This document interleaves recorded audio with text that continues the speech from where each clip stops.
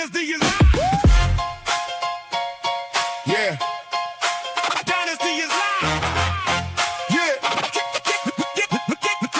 Dynasty is live. Get it back. Yeah. From the ground floor. Yeah, we started with a vision. Blueprint in the smoke, all pressure, all precision. Late nights, hard calls, every move had a reason. Built it brick by brick, now the whole room fever. Hope up been hit big, felt the love in the crowd. Hands in the air, yeah, they said it out loud. Every grin, every shout, we could feel it come down. From a sea to a wave, now we run this town. Hold up, you can hear it in the brass. Cut sharp, cut clean. Every step got a stamp, every bar got steam. We've been moving too fast for the old out team. Now the name hit the room like a live wire beam. Now the dynasty is live. Now the dynasty is live. Welcome back to Brick Dynasty Live. Tonight we have a returning guest and someone I would like to call a friend from this community who has done a lot for us and somebody I'm very excited to see back in the room. We have Mr. Kulhan with us.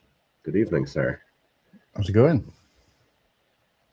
Man, you have exploded lately, it looks like. You've doubled up in 90 days or so? 80 some odd days? It's 91. This is 91. Okay. And we've, just over doubled, 427 subscribers in that many days. That's awesome. Yeah, I'm quite proud of it, but I can't say I know this kind of sounds big-headed, but I didn't I figured I might go to about 150 days, but it took me till about day 50 to kind of estimate that. But I honestly thought that daily streams were going to kind of, after maybe 10 days or so, it was just going to start picking up steam and it would get me there like a lot quicker. Yeah. But obviously I'd never done it and it wasn't based on any kind of research, but I just thought, let's give it a try. And of course, because the first few streams I was doing, it was like sometimes up to 10 subscribers. I thought, oh, great. If we carry on like this, I won't have to do this for much longer. But then there were days where, it'd be none and the odd one would fall off. So it's kind of, yes, I'm proud of it. Yes, I'm happy with where it is and the fact that we're getting towards that goal, but also kind of like it didn't go as well as I thought it would in terms of, I thought it would be a case of 50 days of streaming and it fell in place, or it started doing its own thing. I kind of did I wouldn't say I did research, but I did kind of look into people who do regular streams and the algorithm kind of picks that up and then it just kind of takes a life of its own. But that didn't happen. So it only keeps going as long as I keep going.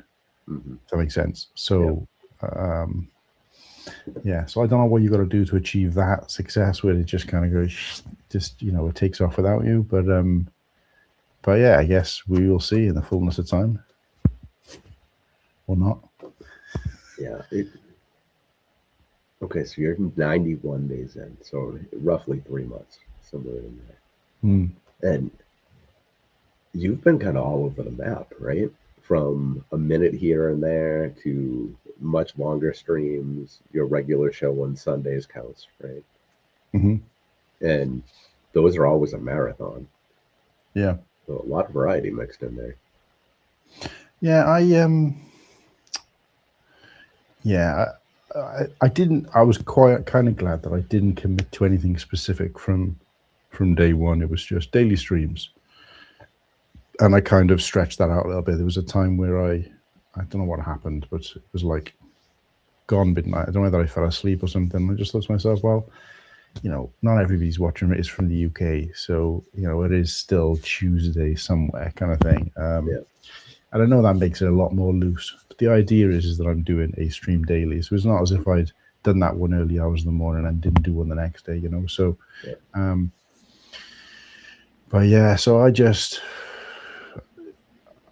I think it just became basically just fitting it into my routine. It was just kind of like, don't know, maybe like brushing your teeth, or it's become like brushing your teeth, where, you know, depending on what you're doing or what you're up to, you might brush your teeth at a different time of day, and you might spend a little bit more, a little bit less time on it, depending on how much time you've got. And it just became, I can't think of another example, but it's just become routine now. And it is just like last night, was the night before? I think it was last night. It was the first night where I went to sleep and I was about to drop off when I remembered, oh, I haven't done my daily live stream.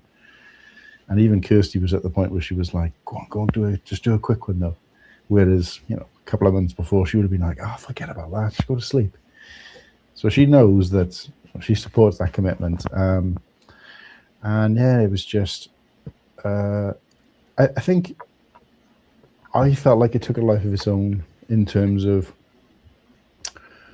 changing my outlook on the whole thing. Because I think to start with, I was doing it from behind the desk every day. I was putting pieces on the set, or taking pieces off the set, and then walls, you know, other town. And it was very much trying to keep it a Lego, not just, it was a day where we were out and about. I mentioned to Kirsty, oh, we're gonna have to get back because I got to do my live stream or whatever. She said, why don't you just do it here? And I was like, we were out and about, don't we? I think we were out like in the park or something. She said, why don't you just do it here now? And I was like, oh yeah, give that a try. And it was such a popular stream. It was so active.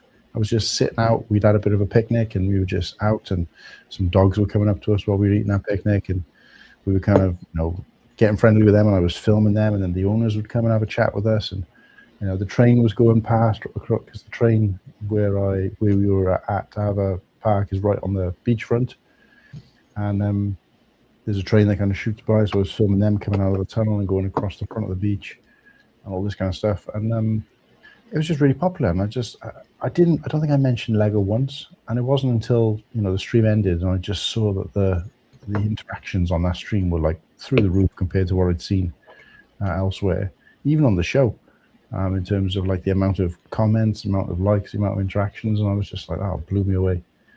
So Kirsty said, well, that's what it is. She said, I think people want to see just everyday life stuff. My concern then was, though, if I'm pulling new people in, because that was the whole point of it. It wasn't just to get subscribers. It was to, you know, find new people out there who we could welcome into the community. But my issue is if I was doing too much of that, there'd be a lot of new people coming into the channel, which is what we wanted. But they were coming in because of the non-Lego stuff I was doing, and then what's keeping them here, kind of thing. So Chris said, well, if that's the case, just your daily live streams, maybe make that your normal everyday life, and not necessarily Star Wars Lego focused. And then I decided, right, well, I'm going to add the parts every Wednesday, so at least once a week we're going to have a stream, which every Wednesday where we add parts to the set, so it becomes Lego based, and we talk about things like that. And she said, just do it as and when, and whatever's going on. Marco's a man is saying hi, and now he's saying bye, so appreciate you popping by. All right, yeah, actually, on that note, since you mentioned in chat here, let's check in with these people. We got Liam in here with us. What's going on, man? Joel's Bricks. Hello. Yeah. Joel. Insinuium. All right, Liam. I'm friggin' blind. All right, so I said that one right. Victor Santini. Oh, geez. I'm sorry, I can't possibly pronounce that. It's Celestala.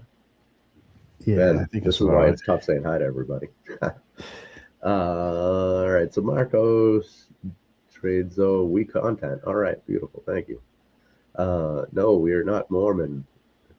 Sure, men who needs cookies. I don't know why that matters, but that's fine. Let's see. Papa Rex is in here with us too. What's going on, Papa Rex? Papa Rex, what are you doing? Liam is not just commenting; he is actually here. So good to see you. Good to see you, Liam. So okay, so you went to day-to-day content. How did that feel? Did that feel weird, or did it just feel like supernatural? Like regular. To start with, it was strange because I kind of felt like I had to do this whole I'd been used to doing this whole kind of introduction, like, you know, with our regular show, and that it had to be a certain way. I'd have the lighting, the key lights down here. I'd have the all my bits and pieces ready to go, and they would be like, right, everything good. And I did that for, like I said, for a while until I think it was that day that I did that stream out and about on the go, and realized that people don't really care about stuff like that when it's a daily stream, as long as I think they can see, or, you know, as a whole, your channel does have some structure in terms of, like, you know, the show that we have regularly, then I think it's okay to have something, you know, there's perhaps the opposite of that, or different to that, or more relaxed than that. So from then on, I just didn't bother. I was mostly streaming from, like, here where I am now, and not in my normal streaming space, just to kind of give it a break. The only reason I'm here now actually is because Kirsty's obviously in bed, so I'm like an extra floor down from her than I would be if I was in my normal streaming space, just to give her a chance to not wake it up. But yeah, it just made me realize that actually it's not about the setup and what I look like and where I am, or even what I'm talking about. It's just about interacting with the chat, and also them getting to see something a bit more raw and a bit more natural, you know. Like I said, I stopped doing the whole Lego thing, and to be honest with you, apart from the Wednesday streams, I don't really go back to it, and I just saw like a complete difference. And then I had a conversation with Kirsty recently, actually, and I said, well, my issue is when I finally do stop doing these daily streams, for all those people who've got on board because they like to just see what you're up to. Are you out and about? Are you sitting around? Are you going to the cinema? What you know, just talking about daily stuff. What's to keep them after that if I'm not going to do it? She said, well, why don't you just do a regular stream like that? You know, even if it's just once a week, just to do a, you know, check the camera on and interact with people and just show them your daily life. And she said, and maybe introduce some content that is about what you've been up to rather than just Lego. So I've been considering that, to be honest with you, because I think it's a good piece of advice. Like I said, my concern was always, I don't want to have one of these accounts where it's 1,000 or whatever it might be subscribers, but they're all kind of empty seats, you know? Yep. Which I do find on a lot of accounts where there's not that kind of level of interaction. Those people don't necessarily tune in. They're just kind of there, and they just half the time don't even know that or remember they've subscribed. And I have seen the difference in that, because there's been a lot of new people who are popping into the show, coming into the daily streams and saying hello. And, you know, I can just tell straight away, a couple of the people in the chat today where they've just immediately said hi and named me and made some kind of comment that makes me think, right, they've come, might not know their name and know them particularly well, but I know they've come from the daily streams. And you can just tell it feels like two different people, like, you know. And some of those have slowly interacted within the community. There's a guy called I can't remember exactly, I forget what his real name is, but I picked up on I interacted with him on a live stream very, very early on, and Josh, Imagine Art. And we got chatting, and I think he popped into another daily or so. And then I think when we celebrated 400, which was the first kind of milestone we hit, he reached out to me and said, you know, could I be on the live stream? And I was like, yeah, I don't see why not. So we had him come on.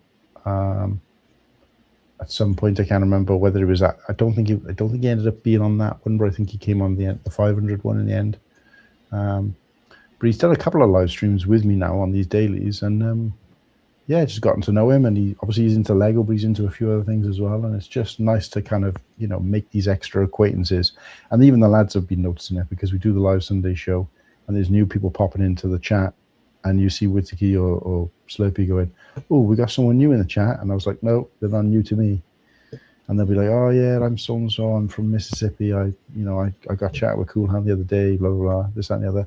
You know, in most cases, I will remember them as long as there's something there to remember. But no, it's been good. Like I said, but it has given me going back to your question, it has given me that kind of, it's taken away the edge off of just going live. You know, I've gotten into this habit now of just kind of pressing that YouTube button, not setting up a thumbnail, not worrying about all that kind of stuff. You know, I've got the titles and the title and description of all of these YouTubes, you know, kind of in my phone, ready to go. I could just add them later. And I'm just hitting that button and just seeing what's going on and letting the chat keep me motivated, keep me going. But I definitely think it's given me an outlook on the channel for the future, and you know, myself as well, where I am going to try and incorporate some everyday, some life kind of stuff. And to be honest with you, I've seen a lot of that going on across the community, including yourself, where, you know, you introduced a kind of stream that would be yourself and Tanya. I can't remember what you called it. Is it like Night Out or something like that? Dynasty Date Night. Yep. Dynasty Date Night, that's it. So it kind of incorporates or sprinkles it. I know Tanya's always been quite present, you know, in the background or sometimes in the foreground with what you've been doing anyway. Similar with myself and Kirsty, but to have that, you know, over the time you've just kind of realized, well, actually, this is something people want to see, or this is something that you'll get enjoyment out of as a couple, as well as, you know, being able to create content, whatever it might be. And, you know, have a bit of your own life in there rather than this kind of identity that we all kind of take on. And I just feel like as I've been doing this, that identity that you put on yourself, this kind of Cool Hand Luke when you're behind the screen, I'm Martin when I'm off screen, that curtain has kind of just started to fall a little bit, you know? Whereas I feel more comfortable now just being myself, and not that I didn't before, but it's a bit more open now. You know, the kind of doors are open. And I think people gravitate towards that. I think people like that kind of thing.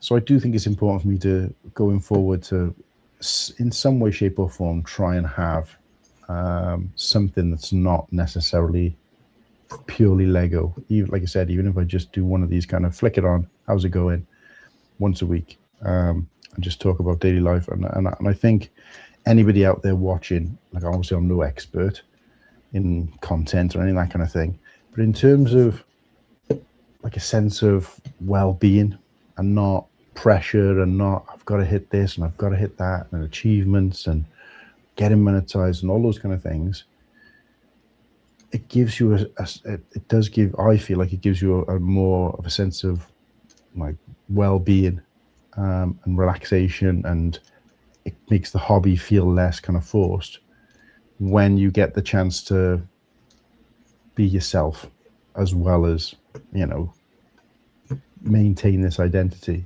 And I feel like I said, that kind of curtain is kind of pretty much dropped now, and it just makes it easier for me to just switch on and be myself. You know, I haven't brushed my beard, I'm looking a bit tired, I'm not wearing a Cool Hand t-shirt or a Lego based t-shirt, I'm just wearing sometimes my pajamas. You know, I've laid in bed about to go to sleep with pajamas on, just like, right, this is me tonight, guys, or whatever. I'm walking home in the rain on the way home from work, and I just think it just, I mean, I can understand if there's people out there who have come to the channel for the Lego who are not interested in that, and that's fine, because you see those people don't appear in those live streams, or they come and say hello and they say goodbye because they're not interested in anything beyond, you know, Lego chat or perhaps the identity that I've created for myself, and that's fine. It was never supposed to be a please everybody. It was always just supposed to be about, let's achieve something and let's get something out of it for the viewing audience as well as myself, like, you know. But I got a couple of questions in the chat. I don't know whether that's something. Oh yeah, a couple of good ones from Liam. You see those? Yeah. So will Cool Hand stream daily when he reaches 1,000 subs? Short answer to that, Liam, is no. I mean, I kind of was trying to answer that based on Ken's question, but I think I will continue to do something that's a bit more freelance, a bit more, you know, curtains down, and this is me and this is what I'm doing. What that looks like, what day it's going to be, what kind of time situation, it's yet to be determined because we haven't got there yet, and I still got a bit of a way to go. So I just see how I feel after possibly 150 days or so. So congratulations, Kevin, for graduating college. Yeah, absolutely. Congratulations. Rob Claxton's out there as well, and Hoda. I haven't seen Hoda for a while. All right, okay. So Hoda's saying I myself have stopped watching Lego content, and it explains why you haven't been on the show for a while. If it isn't a mock, I don't care. Yeah. Hey, look, that's understandable, and I think there's people out there who've got that. I'm pretty much the same, to be honest with you. I'm quite picky with what I watch now. I prefer to watch shows like this or like Liam's, where it's a bit more of a relaxed situation than over-edited stuff. I'm not a big fan of videos, even though people say that's the key to content on your channel is it's videos. I like that kind of medium-sized content, not the shorts, not the shows, that kind of stuff in between. And I honestly struggle with it because the majority of them are reviews, which is just like, it's so tedious. Yeah. Or they're just talking about a convention that I haven't been to and got like perhaps no interest in. So it becomes, I find it quite stale, but obviously it's, every person's got a different, that's why I try to, on the channel, again, from quite early on, I wanted to do something that I wasn't already doing, and just kind of have a variety. So then when people do subscribe to the channel or consider subscribing to the channel, they can see, okay, he's got some shorts. Some are stupid, fun, Lego-based. Some are just AI-generated clips from the thing. Some are, promotional type ones. He's got a long-running live show, which is Lego-based but quite interactive as well.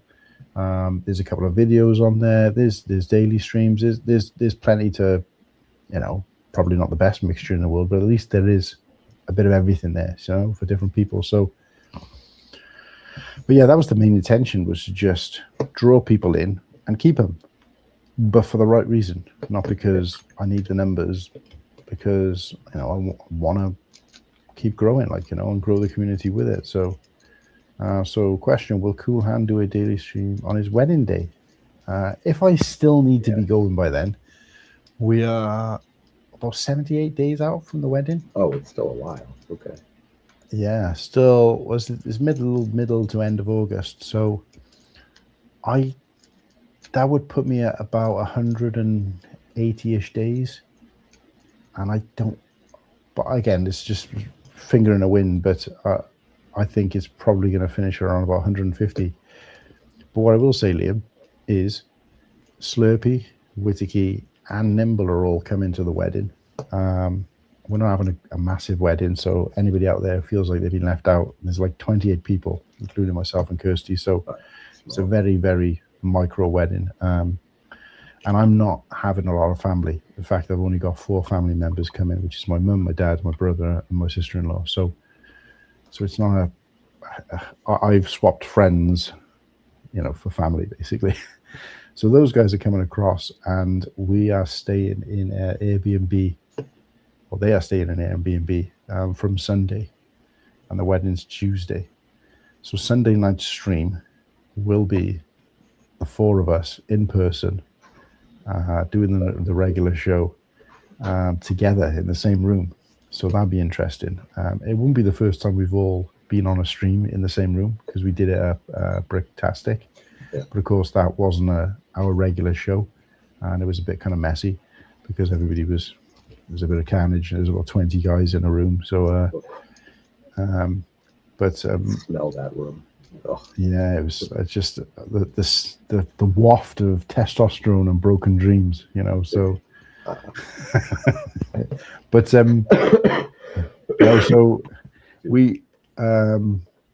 So yes, we'll be doing the show live. So that's something to look forward to, and that's regardless of where I am with this daily stream thing. And then the Monday, we're going to be out and about all day with various other male family and friends from mine and Kirsty's family. I wouldn't call it a stag as such, but we're just kind of separating off for the day. I'll be staying with the lads then that night, So it'd be a shame not to quickly check the camera on at least while we're all kind of hanging out the night before the wedding. And to be honest with you, I mentioned to Kirsty just as a joke, oh, well, I'll do a daily live stream. And she said, well, even if you're not having to do your daily by then and you've passed your target, whatever, I still think you should, at least have the camera on and be like, kind of have some candid footage of, people on the dance floor, whatever it might be. Because, and I wouldn't have considered that before, regardless of the daily thing. But I think it's because Kirsty's kind of recognized, and I have too, that that's the kind of thing people want to see. If you're doing something that's different or unusual, or it's a little bit different if I was in my work every day, because then that that breaks through a different barrier of my work lifestyle. And if I was showing Kirsty and Maya regularly on the channel, which I don't tend to do, certainly not their faces if I can help it, because that breaks down a barrier for them. But in terms of just seeing what I'm up to, what's going on, and obviously if the boys are there as well, because they got a link to the channel, then it feels a shame not to do it. And again, people can kind of watch or not as they so wish. But I think, again, people have been joining me on this journey. And it does feel like I'm kind of driving some train through, wilderness and all the rest of it. And people are kind of jumping on and off as they so please. But I feel like I almost owe it to them to do stuff from the wedding, even if we've achieved the target by then, because I've talked about it's been one of the long running topics throughout it, because we've been counting down the wedding physically in the house. We've got a countdown board, and that's become topic of conversation in quite a lot of these streams. So there's been a lot of people who are like, they know it's coming, they're kind of on that countdown with me. Does that feel a bit invasive? Does that feel a bit like, well, it's not special to us because now people all over the world are also it's 60 days or 70 days, whatever. But they're cheering for you, man. That's good. Exactly. That's what I'm saying. And it took me a while to kind of recognize that that's not invasive. Actually, that's people who are genuinely interested and they genuinely want to see. And that is kind of just that countdown of the wedding, which kind of becomes a casual conversation through these daily live streams, slowly but surely, a little bit at a time here and there.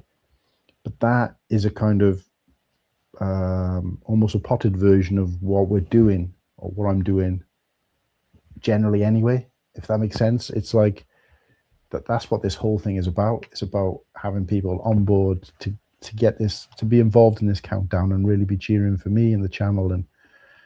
And yeah, so it's nice to see within this kind of countdown, within this target, we've also got that countdown, that target. So yeah, you're right. I think seeing them excited about it and asking questions about it, like Liam's doing, and getting, kind of involved. And again, there's been a few people who ask quite regularly, what's the countdown at now, whatever.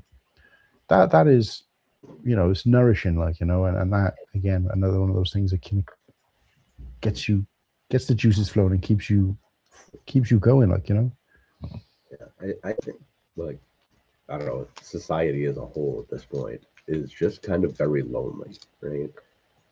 You go to work and you do your 8, 10, 12 hours or whatever it is that you're doing, and then you come home, you're exhausted, you're an adult, you have kids or you don't, whatever, you're not going out. What do? You still kind of want that human contact, but you're not really going anywhere. Live streams are a great outlet for that, right? You hop on, you meet some new people, as far as the internet goes, right? Yeah. And you kind of share a little piece of that life, but you don't actually have to go anywhere. And it still kind of feels like you're getting that human connection. Yeah. Your streams are great for that. I mean, they're filling a need for a lot of people, I think. Yeah. So. No, and look, I don't. I said this to you on the live the other day. I don't think I'm breaking ground. It's impossible, in fact, to do anything original or do anything different or do anything new, whether you know about it or not. With social media the way it is, and specifically things like YouTube, those days are gone of doing something for the first time or doing something new or original, probably. Within reason, like, obviously if you're eating Lego pieces every day on a stream, then it might be a different story. But, in terms of what people expect or want to see, big bottle of tomato ketchup on the sofa, I just noticed. What the hell's that doing? Well, I'll move Where else that. would you keep it? Well, I don't eat the stuff, so I'm guessing that's Kirsty's just left it there for whatever reason. Unless she's taking it, she's in the middle of packing. So if you can see some stuff on the sofa, she's packing. She's going on a trip to London with her mother. She has to bring ketchup. Well, that's what I'm thinking. She left that out because she's planning to take it with her. So I don't know. Everybody needs travel ketchup. So it's a big old bottle, but yeah, I think, like I said, I don't believe that I'm doing anything new or groundbreaking, but within what I'm doing, I feel like I've done a good job of making it personal to me and making it, real and raw. And, there's been no kind of script or anything like that, and I've not got to the point where I feel like I need one. Again, when I first started doing it, I was like, what am I going to say? How am I going to keep this going? I got no kind of co-hosts to bounce off, and it just made me realize that I don't need them. I mean, I need them for the show, but I don't need them for something like this. But yeah, I feel like anybody, I'm not doing anything that nobody else could do. The challenge really is just the remembering it and just keeping that passion for it. That's the only real thing that I feel like I'm doing that most people would give up on. But the two things that have helped with that is, one is that once you've gotten sort of 30, 40 days deep, like I said to you on the stream the other day, that almost becomes your motivation because, well, I don't want to let it go now. I can't let it go after all this time, So the commitment you've made is the commitment you've made. But the other thing is the people in the chat. And there have been times where the chat's been absolutely overwhelming. There's been times where there's been kind of nobody in the chat. And I'm okay with that, because I think I've also noticed that depending on the length of the stream, I do get quite a lot of replay views on it. Like I might end the stream with, 100 views, and by the time I check it the following morning, it's on, 140. That could be somebody who's watched it for a second. I appreciate that. There's no way of knowing, unless you're an analytics guy. But the fact that it has been, people have kind of clicked onto it after the fact is, it makes it worth doing. I see Hive in the chat as well. Hive, how are you doing, mate? What's going on, Hive? Good to see you. I see two very handsome. I see two very handsome men. Yeah, nice. Thank you. Assuming I'm one of them, then yeah, thank you. Oh, jeez. Liam is off. Yeah. Have a good day. Awesome. I can't wait to meet him in a couple of weeks. Yeah.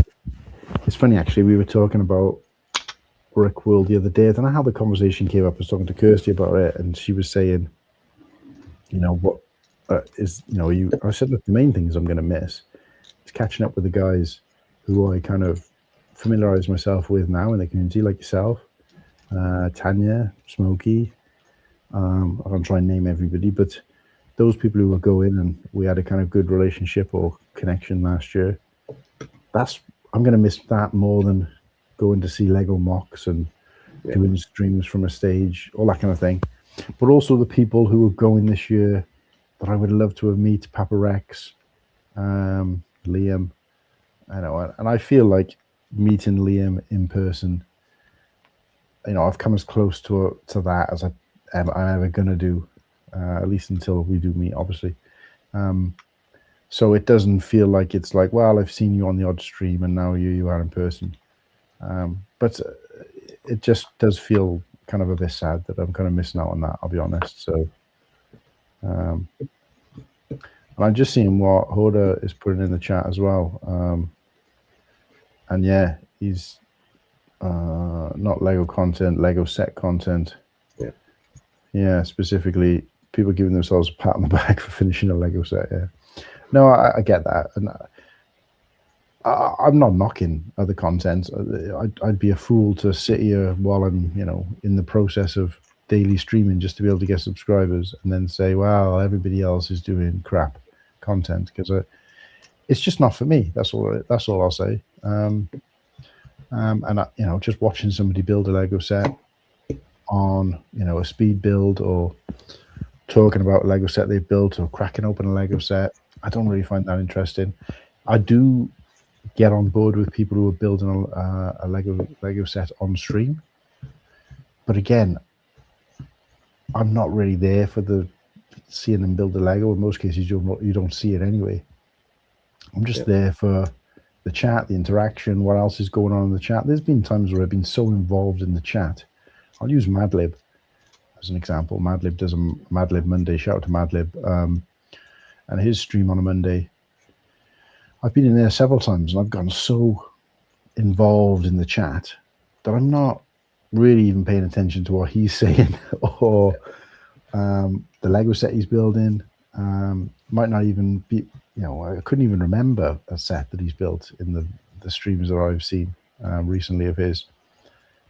But the chat is kind of where it's at, and I think that goes for our streams as well. I feel like there was a time where everybody was kind of saying hello and you're reading out their comments, and now it's got to the point where at least 50% of the conversation is with each other and not even necessarily connected to what you're talking about. So you could be talking about, I don't know, 2025 Lego sets that rank our top 5.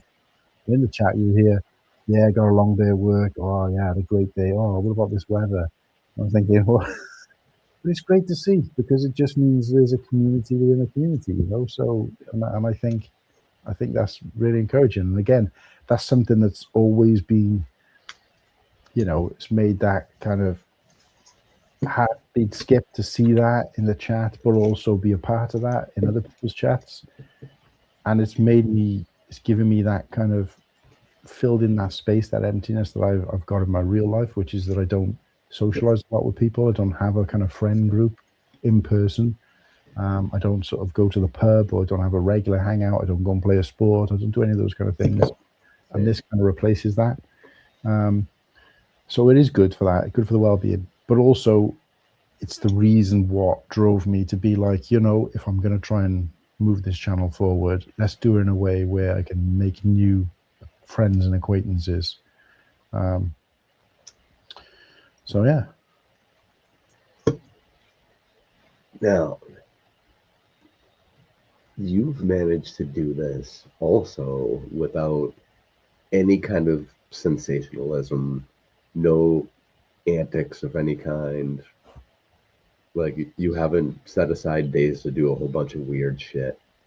No. And you've still kept it. I mean, that makes it more impressive what you've accomplished, because it's not like, hey, this Wednesday, watch me walk on broken glass, or some other ludicrous kind of thing. It's like, no, I'm just gonna walk home in the rain, and people are gonna like it. I actually caught you on one of those streams walking. Yeah. It looked like you were gonna go rob somebody. It's great. Yeah. I mean, the weather's changed dramatically now, so I'm walking home the same time of night, and it's shorts and t-shirt, but no, I haven't done those as much, because I feel like the replay on those isn't the best, just because the shaky hand cam, I can't. My hand isn't the steadiest in the world as it is. So, of course, when you're walking home, there's not really any. Because Kirsty said, "Oh, well, can you take something or a tripod?" And I said, "But it's not supposed to be. It's supposed to be about me engaging in the chat. But it does get bad when your hand is and it's shaky and it's dark and you can't really see a lot. So although everything I've said up until now kind of is, and I do reaffirm it, that it's supposed to be me, it's supposed to be real, it's supposed to be raw. I do feel that there is a level of, you lose that level of watchability. If you're in the chat and it's live, you can kind of get over that if you can interact with the person. or even the other people in the chat. But when you're watching that back, it's like there's nothing there for them, you know. So I've kind of tried to stop doing that, just because I felt like watching those back was kind of, you know, even for me, kind of, I was cringing a little bit, and I was like, what the hell is this all about? Right. Well, okay, so let's talk about the replay then, because you mentioned this the other night, but we're going to talk about it a little more. You said that, if I remember this right, you have them set so that they don't automatically become available. You have to actually go and set it yourself and add the thumbnail and whatnot. Yeah. What's the turnaround time on that? Just next day or whatever you get around to? Yeah, I don't tend to do it the same night. I tend to do it just mostly because I end up streaming quite late, but I tend to do it like a day or so later. You know, every now and then I might forget that I haven't done a few and make another few, because I think the settings on mine show them all anyway. So sometimes I have to literally click the private button to realize that there might be 2 or 3 there that I haven't made public. Because I use my phone generally to look at YouTube, and on there it automatically shows everything. Well, at least it does on my phone, on my settings. YouTube has become, or YouTube on the phone has become, or mobile device, YouTube has become very kind of, it wasn't like this to start with. It's become very kind of intuitive, where it kind of, it shows you what it thinks you want to see based on your regular settings. So, so basically, yeah. So Hive actually brought this up because I think it might have been Hive the first time around, where I'd been going a handful of days, and he gave me a shout out. I don't know whether it was in a live stream or he might send me a voice note. I think we were probably maybe 10 or 20 days in, and he said, "Oh, there's a couple of streams where I don't even know how he could see them, but he's saying I could see there's some streams, but they're private. So you must still be able to see them." And I didn't realize that was the case. I thought private meant that it just didn't even appear for viewing.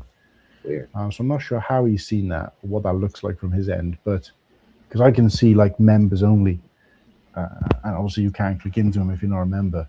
Yep. But in terms of private, I don't ever remember coming across a stream that's private that I can't play because it's privatized. So I don't know how he's seen that. But either way, it was good looking out from him, because at that point, like you said, it was early on. So I was doing streams, thumbnail, and setting everything up and preparing. And those ones were, because I was doing them through StreamYard, those ones were immediately going live, like this one will, and anything I do for StreamYard will, because I don't change the privacy setting on that. But the ones I'd done straight to my phone, which was very few at that point, I'd automatically privated, and I didn't realize that setting was in place. So when I kind of looked into it, I made them all public, thanked him for shouting that out and making me aware of it. And I was going through my phone trying to work out, right, how do I undo this now? But then I realized, well, actually, that's not a bad thing to keep in place, because what it does is it gives me the opportunity to just hit that live button without having to do any of that preparation prior, and then I can add that afterwards, because the thing I picked up on through doing that research was that it says if you're doing any kind of stream or any kind of content, avoid at any cost making edits once it's live or once it's been published, because that can really seriously affect it. You know, if you're in the thousands, the millions of views, I think you probably wouldn't really notice so much. But when you're trying to grow a channel, it's probably one of the worst things you can do. It would just be like, I don't know, like anything else. If you're starting off a bakery, and you're pulling your kind of cakes in and out. Oh, wait a sec, I need to put it out, and it just kind of gives people this impression that what's going on here? It's kind of, so by doing that, editing in terms of adding a title, adding a description, adding a thumbnail could be done afterwards, all in one go, to make it available for replay as a separate thing to the actual live stream itself. So they're like almost two things. when we do a StreamYard stream like this, you don't really need to do that because you'll have prepared for it, you'll have done the description, what have you, and it's kind of ready to go. So you've kind of got it packaged, ready to present. Whereas with a live stream, you're talking about the content, the content is kind of published for those watching it. Nobody scrolls through the shorts feed or YouTube or comes across those live streams because of the thumbnail or the description. So that's not what's pulling them in anyway, except for the people who are already, affiliated with your channel or your members or whatever it might be. And in which case they'll do that regardless of a thumbnail or description. So it didn't really serve any purpose in terms of a daily stream. And it just made it easier for me to just hit the button, go live, and then kind of throw the phone and do whatever I'm going to do, go to bed, and then I can address it tomorrow. And I don't have to feel as if I've edited something, because if you edit it before it's public, it doesn't make any difference. It doesn't affect that kind of algorithm thing. So, and that's what I've been doing ever since. Like, even now I go on my phone, I can see there's like 2 of my daily streams that haven't been made public. I'm not in any rush to put them out there because it's not a tick box for anybody. I don't think anybody's like, right, I've got to have seen every one. And even if they do want to do that, they can still do it because it will be made public at some point. So, yeah, I just think I kind of found it by accident, but I would definitely recommend it if anybody's doing that and wants to kind of get into this kind of thing. Then it's a good shout. And I see Serena. Yeah, Serena. So Serena's a perfect example of somebody who I kind of, or I say stumbled across. I guess we stumbled across each other because, and she's straight out of Mississippi. So, and yeah, come into the streams. Don't even think she's necessarily a Lego fan. But come into the streams, popped back on a few streams, popped on the show on a Sunday and kind of checked in and watched for a little bit. And yeah, there we go. So Star Wars fan, that was right. So Serena's a Star Wars fan. So scrolling live stream the other day, came across Star Wars Talk and been commenting or coming ever since. So I appreciate you, Serena. And that's a perfect example of what we're looking to do is to build this community. And I do say community because it's not my community, it's just a community. And one thing people keep picking up on that I say without even realizing I'm saying it, and it's certainly not rehearsed, is we're trying to get to this on this channel. We are live streaming every day, and people are like, who's we? It's just you behind the camera. And I'm like, yeah, but I say we, I don't just mean we as in the people who work on the channel, because it's not all me. But I say we as in we as a community, because I know when we hit that 1,000, there's people out there who will be probably almost as excited and thankful and feel rewarded by hitting that achievement and that goal as much as I am. Which is, it's just a fantastic feeling, so yeah, and we cheer for you all the time. And the last couple all 3 of the Dynasty Date Nights we've done, we've given people updates on your progress because we're all cheering for you. I appreciate that. It's an awesome, exciting thing that you're doing, and it's a lot of fun. It's a lot of fun to see.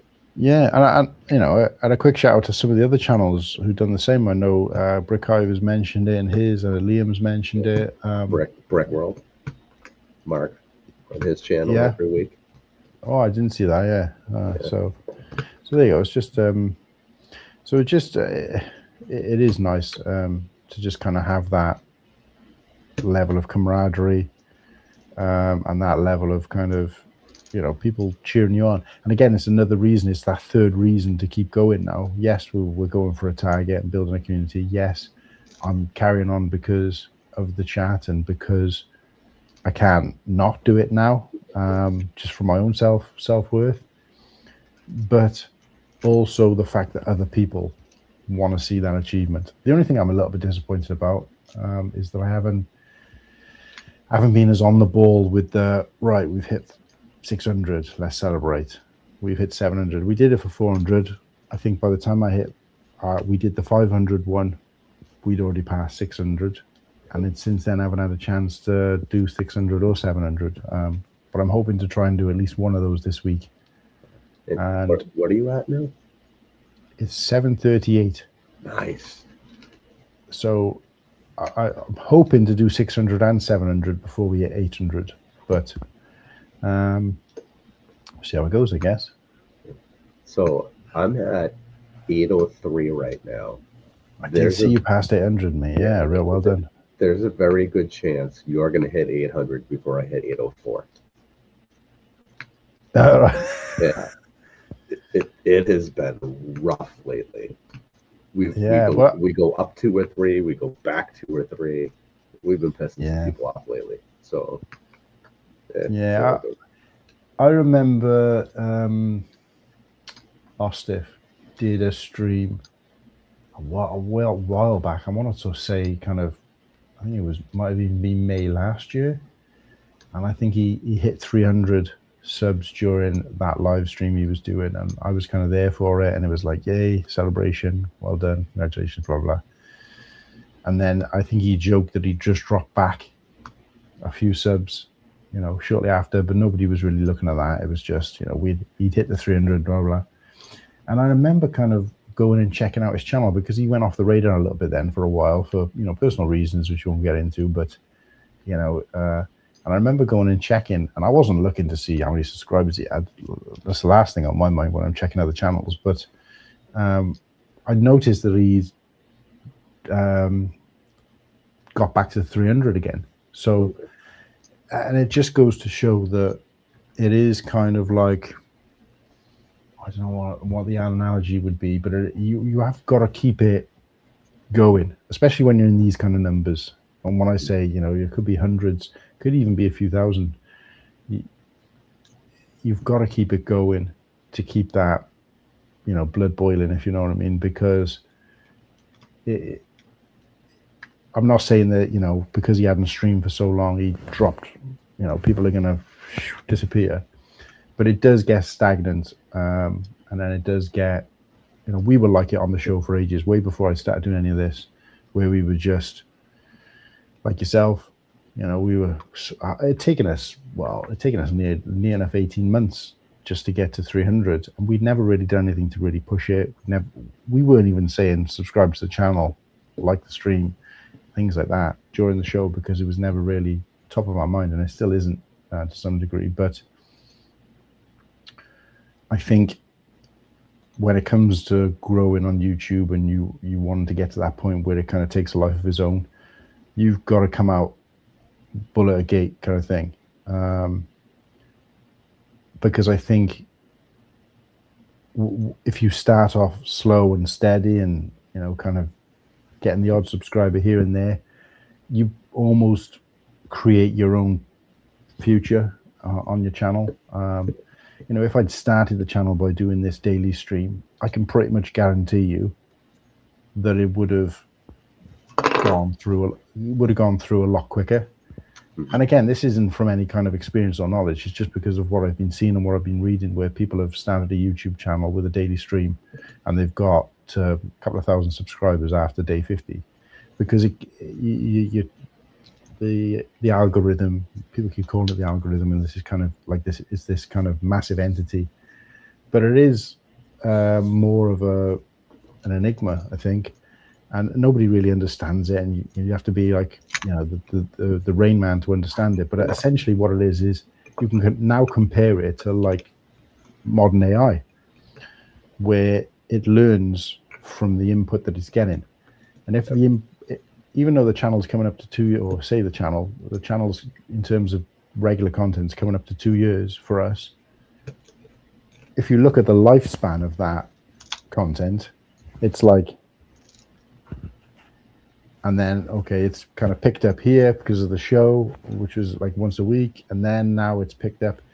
So really, in the grand scheme of things, when you look at the whole, bar chart, or whatever you want to say, line graph, whatever you want to say, really, it's still, in terms of regular content, it's still quite recent, and it's still looking, the algorithm or the AI of the system is still looking at the big picture, which is that it was relatively flat for a long period of time. So, already you've kind of sealed my own fate, in that it'll never be every time I switch on without doing any content. Every time I switch on, it's another 50, another 100, another 1,000. Like I've seen some people talk about doing. It'll never be that. Mostly because I think the type of content I'm doing, which is quite neat. Yeah. I'm talking about the Lego content now, but when I read stories about people who've gone on and initially did a daily stream or did something regularly or consistently from the very start, it told the system early on that this is what's to come, and it just was like that. But like me and you have had conversations since the first time we ever met on or had a conversation, I guess, at all, about growth of the channel and stuff like that. And I guess your regular show was the same as ours, in that it was just something to keep yourself occupied, talk about something you're interested in, just be slightly behind, almost like glamorizing your hobby for other people to see. And it's taken a life of its own since then. You found a community within a community that kind of rely on you, in your case being that kind of reseller community or that investment community, which I could never paddle in that water,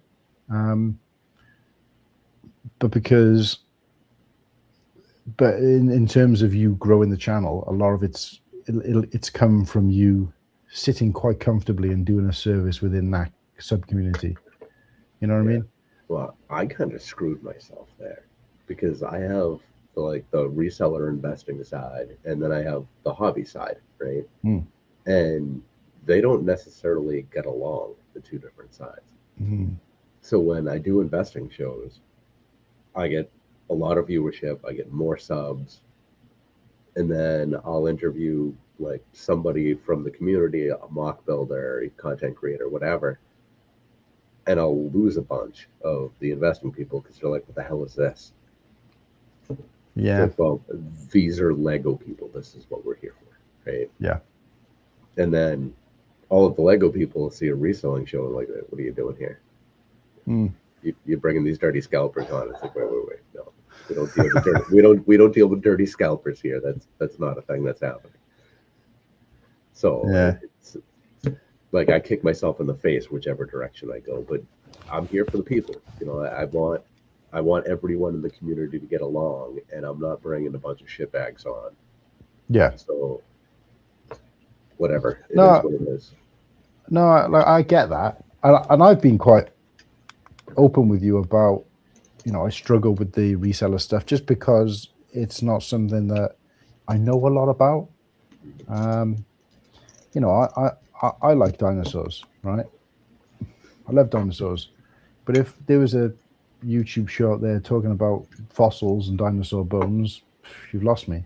They're connected, but they're not. I don't have that level of interest. Movies are the same. So I'm a huge movie fan, and I go to a regular film festival here in my hometown, and I was sitting and watch the films, and then they talk about going to these networking events that are kind of out afterwards, which are mostly for the filmmakers, which is the majority of the people watching. And I'm one of the only sort of people who's there just to enjoy the content. And then I've been to one of these networking events. I try and dip my toe in a little bit, and I'm just, not only am I out of my comfort zone, I think one of the guys there was saying, I can see you're not comfortable here because everybody else here is a filmmaker and you're not. And I said, well, without it sounding awful and rude, it's not that I'm out of my comfort zone as much as it is I'm bored, because I don't have, but I'm also not there thinking, I love film, but I wish I was a filmmaker. Yeah. I'm not interested in how you shot that scene. I'm interested in seeing what it looks like on screen. If you want to talk about it while I'm looking at it, and maybe that kind of thing in terms of like tidbits. Yeah. Well, actually, we shot all that in one scene, whatever. But in terms of like the science behind how they filmed it, why they filmed it, what camera they used. I just think, I'm just kind of, it's not for me. And it's a little bit the same with the Lego community as a whole, in that there's a lot of things, you know, I'd say most of the parts, the elements of Lego that I'm not interested in. And I know it's the same for other people. So I've had that conversation with you, and I've watched those streams, supported those streams. But could I sit there and engage with it and get some enjoyment from it in terms of what you're talking about? No, but not because what you're saying is boring to me. It's just that I don't have enough knowledge and I don't have enough interest in it for it to. And I've had the same conversation with people who I've reached out to people and said, hey, you used to watch our show quite a lot, and I haven't seen you in there for a while, you know, just any specific reason. And you know, the regular feedback I get is, I just don't like all the dicking about. You just don't get on with it. Like, it's just arguing with each other, fart noises, messing about, laughing your heads off, clearly inside jokes, and it's just I want to see Lego content.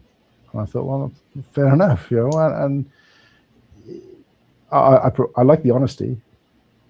Yeah. I did go to myself, do we need to get rid of that? And No. I remember saying to the boys, let's try and be a little bit more, I wouldn't say professional, but I'd say try and be a bit more structured. Let's try and be a bit more like right on the nose. And we tried it out for a couple of weeks, and it just didn't feel right, didn't feel normal. And we probably lost more people, or had more people switch off from that or give feedback from that, than those couple of people who were probably never going to come back anyway. So it's like, you know what, you've got to play to your strengths. But I do think there's still an element of, like what you said, do one for you and one for them. And I think it was Sean actually who reached out to me quite early on. Sean from ACOB, shout out to Sean, said something similar to me. He said, in terms of how you want to take the channel forward, just make sure you're doing something for you and something for them. So, i.e. something for the viewers, but keep, just, you know, don't forget who you are. Don't just keep doing it because, you know, you think that's what people want to see. Yeah. They've got to be able to see that there's a passion and enjoyment from you, or, you know, in our case as well, the third element is that making sure each other are covered. So there might be something that the guys want to do and I'm not interested in, and yeah, I'll take a back seat and I'll just see how they want to run it.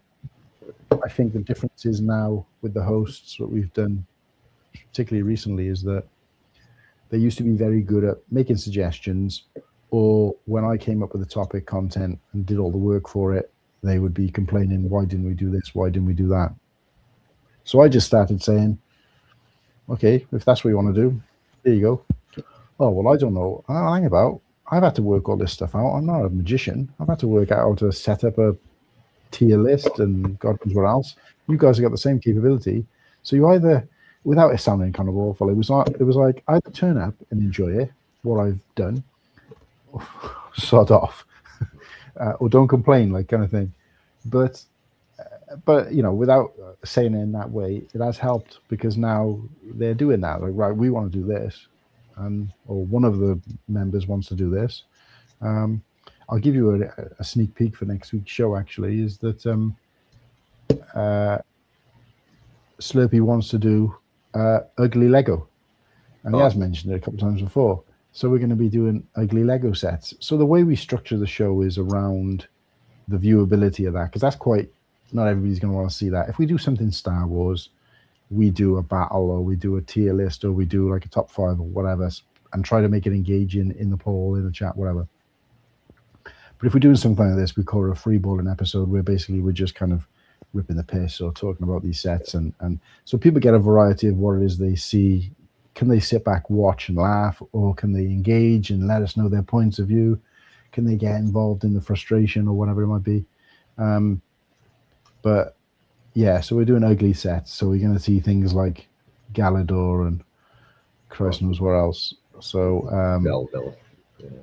Yeah, a bit of Belleville. And I don't know a lot about Lego. Like, it's weird, really, because I'm in this community, but I don't know a lot about the wider Lego. The only thing that I've ever really had a keen interest in is Lego Star Wars myself. I don't see other Lego and think, ooh, that's an interesting set, an interesting figure. I can respect it, but I'm here because Star Wars, Lego makes Star Wars sets, and I probably wouldn't be otherwise. But yeah, no, I guess I can't even remember what the question was, but to kind of round it off, I think it is just important to just continue to be yourself, do something that you love as well as what you think other people will enjoy. And like I said, we've seen a huge change in the show since we made it more interactive. Using the polls, using the questions, because it gives them a chance to feel as if they're part of it. And then memberships, which obviously we've recently achieved, just kind of heightens that now, because it gives you that extra layer of red carpet, but also something you can continue doing behind the scenes in terms of. So what we're going to start doing is we're going to start giving the chat and the opportunity to make suggestions on where they want the show to go in terms of the content. So what do you want to see next week? Maybe give them 4 options, they poll it, or we can just get them to say, hey, what does he want to see next week? Let's have some ideas. We pick the best 4 ideas, and then they'll go into a members only poll, that kind of thing, and it's nice to have that kind of, like I said, it's quite new to me at the moment. You're probably a little bit more used to it than I am, but it's nice to have that little kind of background thing in terms of membership, so you can have a little play with throughout the week, and find something to kind of chuck in there, if you know what I mean. So yeah, I need to get better at the members only stuff. We do the third Friday of every month. We do a members only show, and we haven't quite figured that out yet because the timing of it's weird. Derek Tadashi is my co-host for that. He's on our team. He does all our design work and whatnot, and he's the best. So hanging out with him is always a pleasure. Yeah, but he's on the West Coast, so he's 3 hours backwards. Right. So we do it at 10 p.m. Eastern on Friday, right. which is great if you're a dad of young kids and you're home on a Friday. Yeah. But it's kind of a shitty time for everybody else. Yeah. So what would that be? 10 p.m. So it would be 7 p.m. for the 7 p.m. for him. Pacific. Yeah. Because I always think 3, but it's actually 4 time zones between you, effectively, isn't it? Yeah, because 3 hours before time zones. Yeah. Yeah, because we get the kind of forgotten time zone. It's Mountain Time. I think they are. Yeah. Cody, who was on with us last week, is Mountain Time. Right. Yeah. Cody is in Stud Lake. No. Cody, owner of Brick Slopes. Oh, right. Cody with a beard. Yeah, I know. Yep. People are freaking suckers to pay for memberships to YouTube channels. Most of the time, everything gets uploaded to the algorithm anyway. People are broke at spending money on you. Well, I appreciate the thought there. Yeah, we do have the private show. We do other things for our members, and we also, a lot of our YouTube channel members also get free app access with their membership. Yeah. Or yours is definitely a little bit different because you got that extra level. Yep. I think with ours, it's I tried to make sure that from day one we weren't putting anything on the members only or under members only that we were previously doing as part of the channel. Yep. So what that means is that everything that's members only is new. I sneak peek at next week's show. I'd be in the thumbnail, getting the chance to help pick the show content. What set am I going to build on the next 500, 600, 700 of this kind of road to 1K, which is one active on there at the moment. We've done sneak peeks at our new super chats. So the guys, we did a new super chat with Whittaky as Zeus on Sunday, which was kind of edited down from a video we'd sent to Slurpee, or edited up. But we had that for members only to view 4 or 5 days before we aired it on the show. So I think, you know, what Mandy Lou is saying is right to a degree, in that in a lot of cases we do then that stuff is then available. But membership isn't just about having an extra layer. It's about having extra access sometimes, or early access, or continued access. So like what Brick Hive does, where he does his live show, keeps it available for a couple of days, and then it goes to members only. So you've got that rewatchability for members, which is, you know, a strange move, but it works for him. So with me, I've done something different in that, and again, it is kind of new. Every time I do a daily live stream, as long as it's over a certain amount of time, it generates a kind of 1 minute AI, and you can edit it if you want and change it. And I just don't bother. I just think, well, it's created for me. The AI has created this 1 minute short for me. It's clipped something from that live stream, which sometimes they get it right and they get like a really exciting or fun part. Sometimes they just get half a conversation. So either way, I'm not going to mess about with it. It's free content, but whereas I used to leave it for a couple of days, and then every now and then, if I wasn't putting out any other type of short or any other kind of content, I would just make one of those public, so that I was doing something.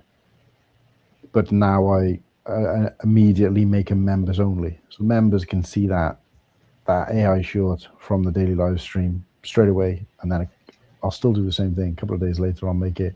But the going forward, the plan is to have something structured there. So it's not just as and when I feel like doing something. It'll be structured. It'll be access. So our second tier is access in terms of live access, which means if we do a green room, they can be invited on to hang around with us in the green room. If I do a Cold Fusion stream, they got, you know, a reserved seat to come on the panel. If we do that after hours or a black ice show, you know, that kind of thing. So it's more about just getting a little bit closer to what it is we do. But in terms of the standard level, yeah, I think, you know, again, I think what Mandy Lou is saying is, it's definitely an opinion that I probably shared myself for a long time, which is people are suckers to carry on paying for extra stuff. But I think if you're invested in the people, invested in the channel, you want to support them without, you know, feeling as if you're having to pay your way. But I also feel like if that membership, both the price and the content, is coming from the right place, in terms of they're not there to try and make money out of you, they're not squeezing the life out of you, they're not holding things behind a paywall. If that is right, I think people will do it, because it's almost like, I want to be a founding member. I want to be a supporter of the channel, you know, without parting with thousands of pounds, without having to buy merchandise, without having to, you know, do all that thing.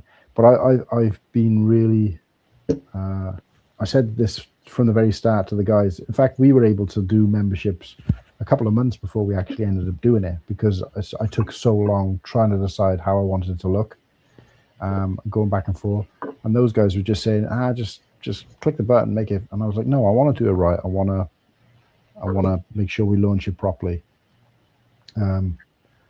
And it took me so long because it was just so much I wanted to do. But the main thing for me was just, like I said, not holding things behind a paywall, and not being, I didn't want to do any of this, you know, you've got to be a member to make a comment and that kind of stuff. So I've kind of held back from that. If other people want to do it, that's fine. But I just wanted it to be, this is the normal chat. This is the normal members, subscribers, same as it's always been. That package hasn't changed. You're still getting that daily meal, if you want to call it that, with all the bells and whistles, 3-course meal, great. But for members, now we're introducing, you know, a kind of an extra entree, which we never would have offered before. And I want to do it like that, as opposed to, well, you used to get this meal, but actually now you've got to be a member to get the kind of starter and dessert, and now you're just going to get this, you know, kind of lump of slop. That was something I was quite passionate about, and I think the guys kind of, from thousands of messages back and forth, kind of got that that's what I wanted to do with it. But yeah, I don't know what it's going to look like. Like I said, it does become another commitment in itself, especially because I'm currently doing the daily live streams. We got the show and now the memberships, and I want to make sure that they're getting something. This is a key point for us because more than half of our current members are gifted memberships. So that's obviously gonna disappear over the course of time, and I'm aware of that. So this is the time to get them on board. Yeah, really do the job right, so that they're like, you know what, this is coming to an end. Do I really want to pay 99p a month? And they, hopefully they'll look and they'll see that those perks, and that I've done something, or I've regularly done something for each one of those things. And is it worth? Great. And it is, and not because that's going to put thousands of pounds in my pocket, because it's never going to do that, but it helps invest back into the show, which is all we plan to do with it. So yeah, I mean, it would be cool if you could at least get StreamYard covered, and maybe pay for an AI or something for making more songs, right? Whatever, that kind of thing. That's always nice. Yeah. No, I said to the guys from day one, we did have to have that kind of, I wouldn't say an uncomfortable conversation, because they're all quite passive as it goes. I don't know whether I'd be the same if I was in their shoes, but I did have that conversation with them to say, don't forget this. It's not the show that's getting monetized, it's the channel.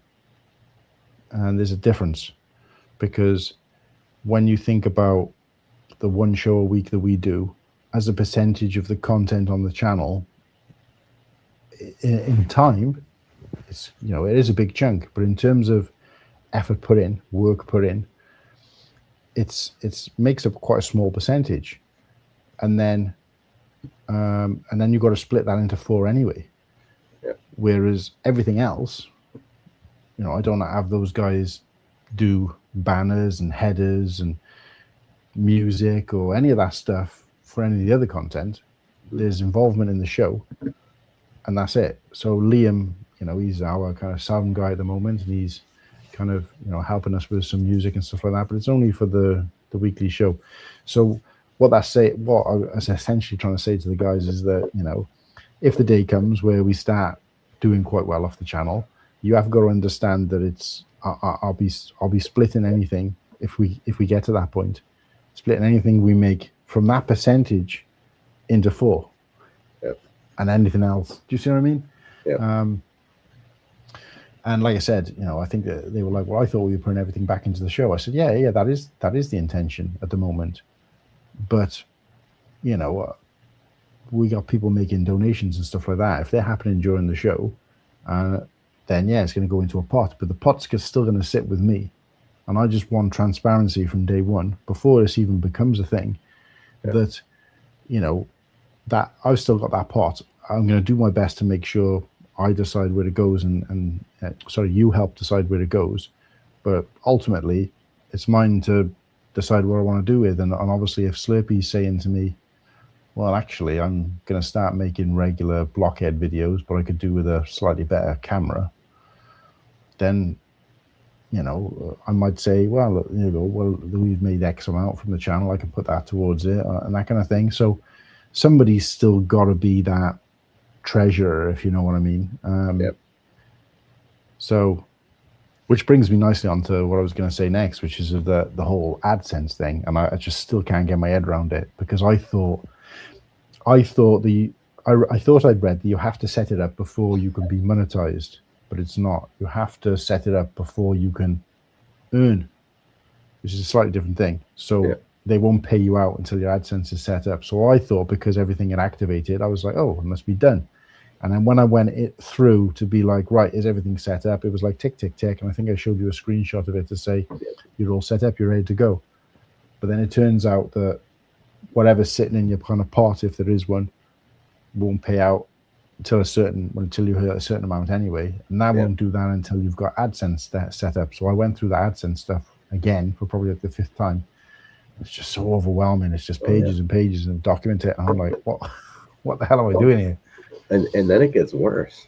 So you go through all that and jump through all of those hoops, and then you finally hit the payout amount, which I think the minimum is $100, right? So you hit the minimum threshold, and then they say, oh no, we're still not going to pay you. We need all of your tax documentation. And that's especially hard for us in the UK because we don't have access to that like you have in the US, where you do all your own kind of tax forms and stuff like that. Well, unless you're self-employed in the UK, you don't get that. I can't remember the last time I even saw my tax codes or anything like that. So it all just gets taken care of by the businesses you're working for in the UK. It's slightly different. I don't exactly know how it's different, but when I'm hearing these people talking about, oh, it's my, I've got to do my taxes, I've got to do this, I've got to do that. I'm just thinking, I would, it's out of my realm of consciousness, so yeah, so I don't know. So it'd be interesting because he's asking me the same thing. It's basically saying you need to put in your tax information, and I'm like, where do I get that from? So, yeah, that's. And I was really frustrated as well quite early on because I recognized. I think I'd spoken to Hive about it, and he'd said something like, he'd got a $50 donation, and he saw like, I don't know, $20 of it or something like that. And the last thing I want to do is start talking about sort of money and earnings because it makes it sound like I'm sitting on some gold mine, which isn't far from the case. But we had somebody do a donation. It was Muttley, in fact. So shout out to Muttley. And it was like a £20 donation. And it was like £8 and 1 penny of it was what actually we came out the other end, if you know what I mean. Yep. And I was quite public about it. And I just said to the guys and to the chat, don't make donations like that. It's I was led to believe we get 70%. That's obviously a lot less than 70%. Well, it turns out if you pay through, and this goes for subscriptions as well, membership payments. If you pay through Apple, I think. Oh yeah, Apple they take an extra. They take an extra. They take an extra chunk, and I don't mean just that they take more in terms of what they put in and what comes out. In some cases, they charge more as well. So, like Nimble was saying to me, he paid £3, and I said, "Well, how is it £3?" He said, "Well, that's what I've just been charged." And everybody else was like, "No, we only paid £2 or £1 for the." And so whether it does that every month or just the initial month, I don't know. But I said that's the case. Biggest scam. So crazy. I mean, it's such a large amount. A percentage I can understand, but he's paying 50% more, at least on that first one. So that's crazy. Yeah. Or 100% more in some cases. So Apple they've screwed the whole market. So the way that they work is they tell all these companies, listen, we're going to put a markup on it and we're going to charge a greater percentage. If you don't agree to our conditions, you can't be in the App Store. Well, what happens if you cut out the App Store? You cut out whatever it is, 45% of the market. It's like, well, yeah, that's terrible. I mean, it's great marketing from them. It's a great way of doing things from them. But hey, Sean's here. Sean, just talking about you. Well, not just about half an hour ago, but no, it puts a new lease of life on us as sort of the people behind the show and behind the channel, because now I'm saying to the guys, if you've got anything,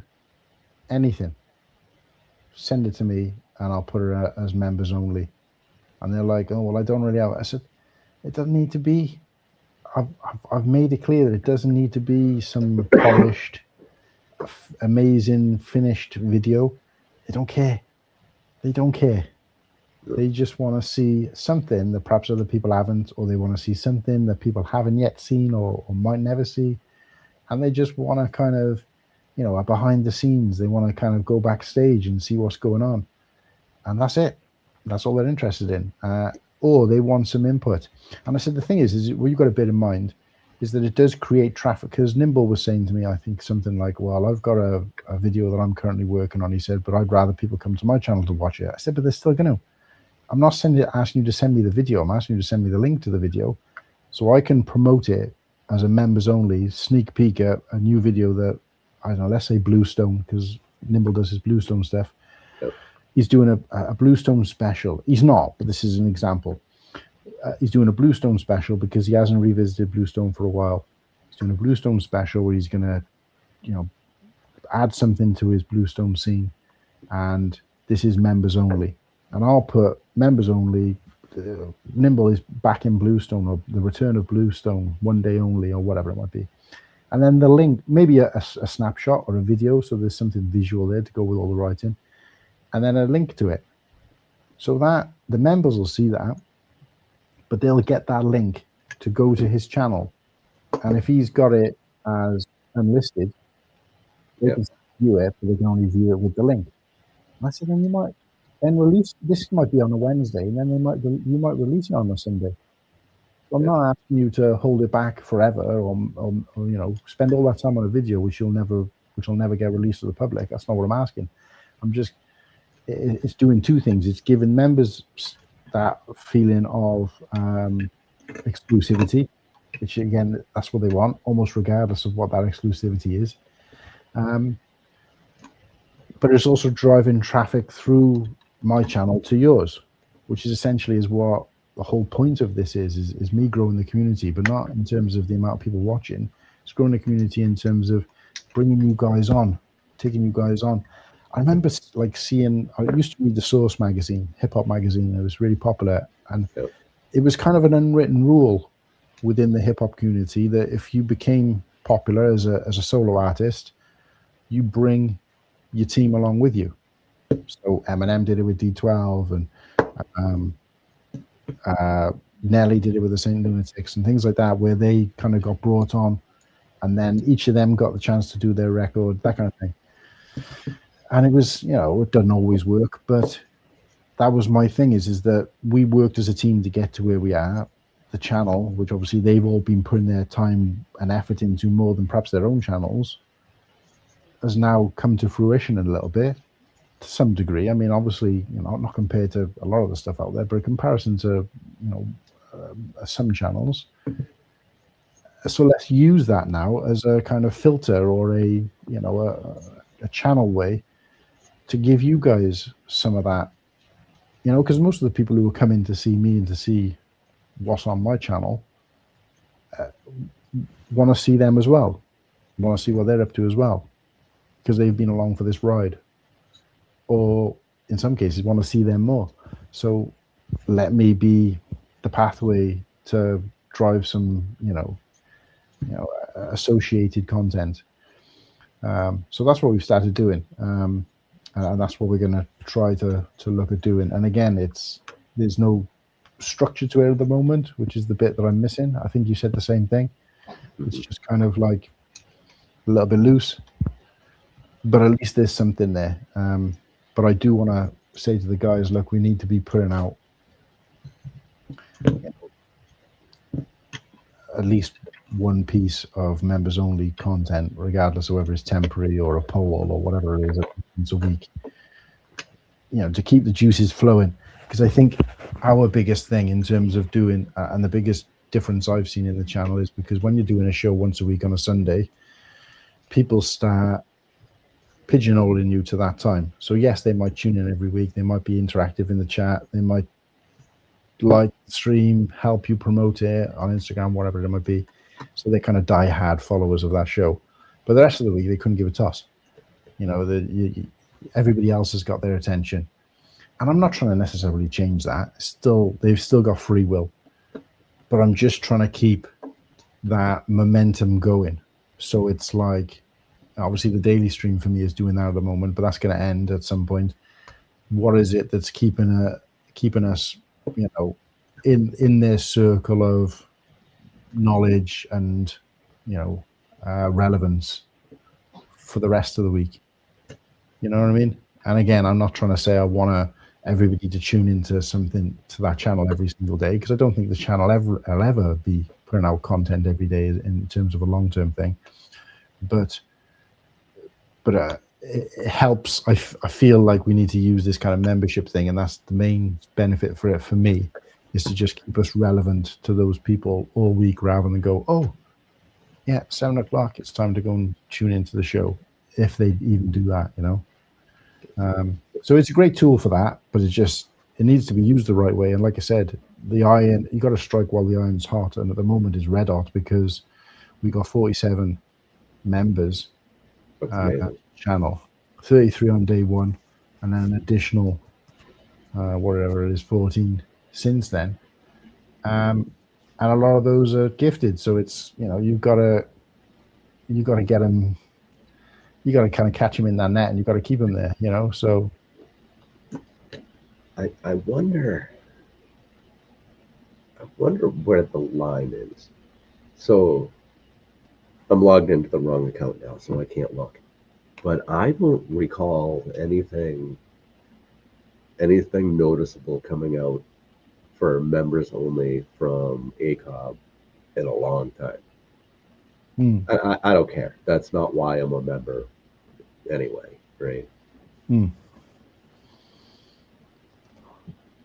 they've also built something kind of exceptional over there, so it's kind of different anyway. I don't think anybody who's a member there cares about members only stuff. I mean, sure, we would all be excited to see it. I think the super chats, at least a bunch of them, are available for members only to watch, just like as, you know, 30-second tracks on YouTube, whatever. But I don't think there's been anything else that I'm aware of in a while. Yeah, same. I think what you're saying is 100% right with ACOB. We took a lot of inspiration from them, not in so much as how they conduct their channel and their show, because even from the point where I wanted to do a live show from day one, it may have been inspirational from the fact that they were doing a live show. But from day one, I was like, if I was doing a live show, I'd do it completely different to this. And not because, oh, I don't like this. If I'm doing a live show, I'd do it completely different. But more like, wow, I like what these guys are doing. I love the idea of doing a live show, but I wouldn't do this kind of thing. I would do something slightly different. Because what you enjoy watching and what you enjoy showing, in a lot of cases, are two completely different things. I could never be at ease with I don't think I could ever be at ease with being the I don't know how to, it's hard to explain, but I see them as like hosts of a show. And I don't see us as hosts of a show. I just see us as the kind of facilitators of a show. You know, we're just putting it on. You know, we're just, you guys are the contestants of the game show, and Sean is a game show host. Absolutely. I think, you know, that you've got to have some level of kind of game show host, and I think I probably take that job, but I enjoy the content of the show more than I do overseeing it as a kind of overseer. And I think Sean does a very good job of be in that, you know, overseer role, if you like, and he's very much kind of like keeping it on track, keeping it going. And I think you've got to have somebody like that in the chat, which I guess would be me by default. But I'm probably just one of the worst people in terms of keeping things, you know, on point, relevant, in the grand scheme of things. So, so it's a completely different thing. It's a different dynamic. I always wanted to have guests on the show. I never wanted to be every week as a guest week. I think Full of Brick do a fantastic job of, you know, their show is solely, not solely, but their show is primarily guest based. Yep. In the guest is the kind of the crux of the channel. The crux of the episode. So all the questions are around them. They're very engaging. And obviously I've met those guys in person, Nick and Marie. They're fantastic people. But you can see that is who they are deep down. Obviously, it's a parental thing. I think it comes from a parental thing. But you're talking and they're kind of hanging off every word. They remember what you say. They engage with what you say. And like I said, we had a conversation with them in person. We went for dinner with them, myself and Slurpee. And you could see that they was just like no matter what you asked, it was all about you. And the conversation was constantly flowing, and they were asking questions. And it wasn't just kind of questions for the sake of asking questions. It was questions based on what we just said, you know? So, and they're fantastic at that. So their show is built around, and they probably spend less time engaging with the chat because it's all about the person in front of them. It's almost like you've got a guest visiting your house and you're kind of on your phone. You know, they see that as rude. I guess not that they've said that, but I think it's a good approach to have, and definitely a different approach to have. So I wanted something in between, where we do have guests and that we tailor that show to that guest, i.e., you know, Sarah, Paddy the Theatre Dog. We're going to be having her on the show as a guest very soon. Cool. And she's a huge Harry Potter fan. We've never really covered Harry Potter in terms of a theme on the show. So we'll tailor the remainder of the show once we've gotten to know her to her. So it's a little bit of both. We're engaging with the chat still. We've got that guest on, but our content is still the kind of thing we do, which is kind of arsing about, dicking about, making fun of sets, whatever, but based on a theme that's passion, you know. So we tailor our show around them, but also keep our show as our baby. Yeah. And I know, like ACOB, for example, very early on they did guests quite a lot, whereas they don't really do that now. They kind of, if anything, they just have a kind of an enlarged friend group who they kind of throw in and out, which works for them. And obviously people want to see those kind of regular faces. Ours is a little bit different in that, like you said, we have, but within that as well, the type of guest we have is what was important to me. I didn't want to just have celebrities from the community. I wanted to have unseen faces from the community. I wanted to have unsung heroes from the community, and I wanted to have our community as the guest. So Sarah, aka Paddy the Theatre Dog, had a YouTube channel where she used to watch other things, probably not even necessarily Star Wars or Lego. And I don't even know how she stumbled upon our page, became active in the chat, has become friends with us. Obviously, none of us have met her in real life at this point. She's been on a few streams. She's now going to be a guest on the show. And she doesn't have, and this, you know, I'm trying to say this in the nicest way possible, but she's not a,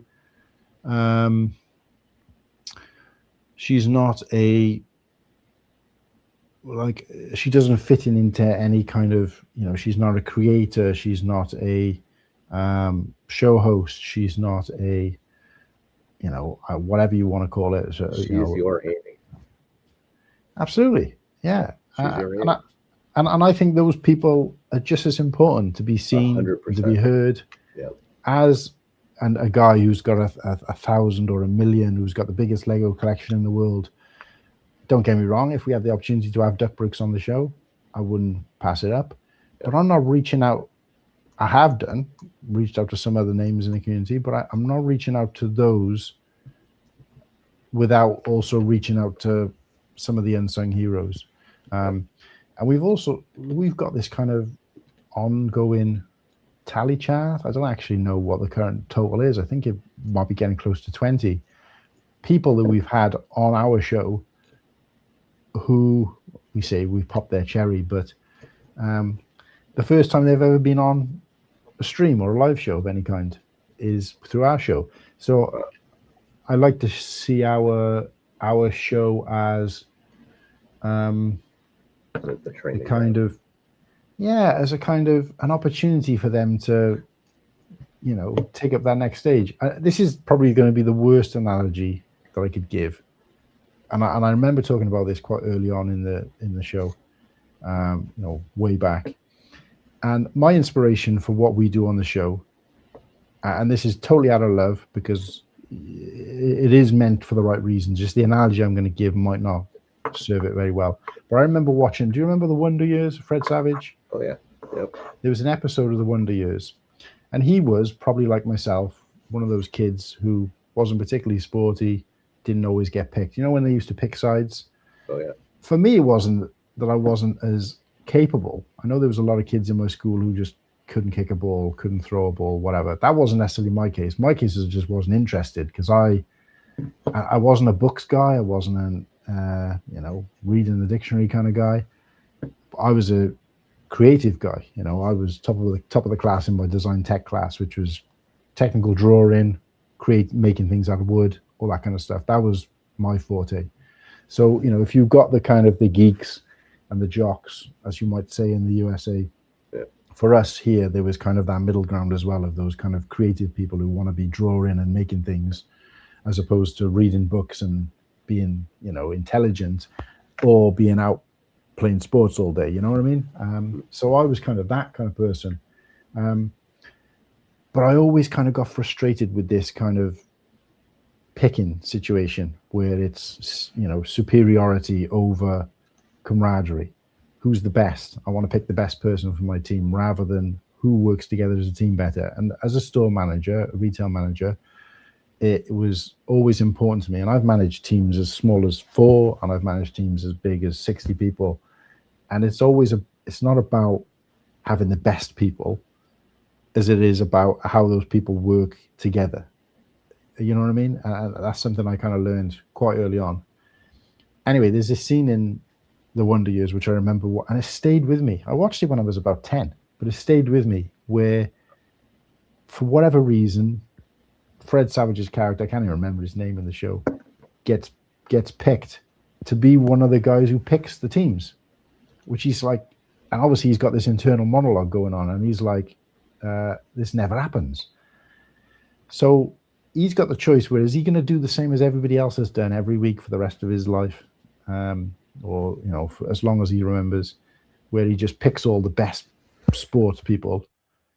Or is he gonna pick the people who were always picked last, just to give them the opportunity to not be picked last for a change?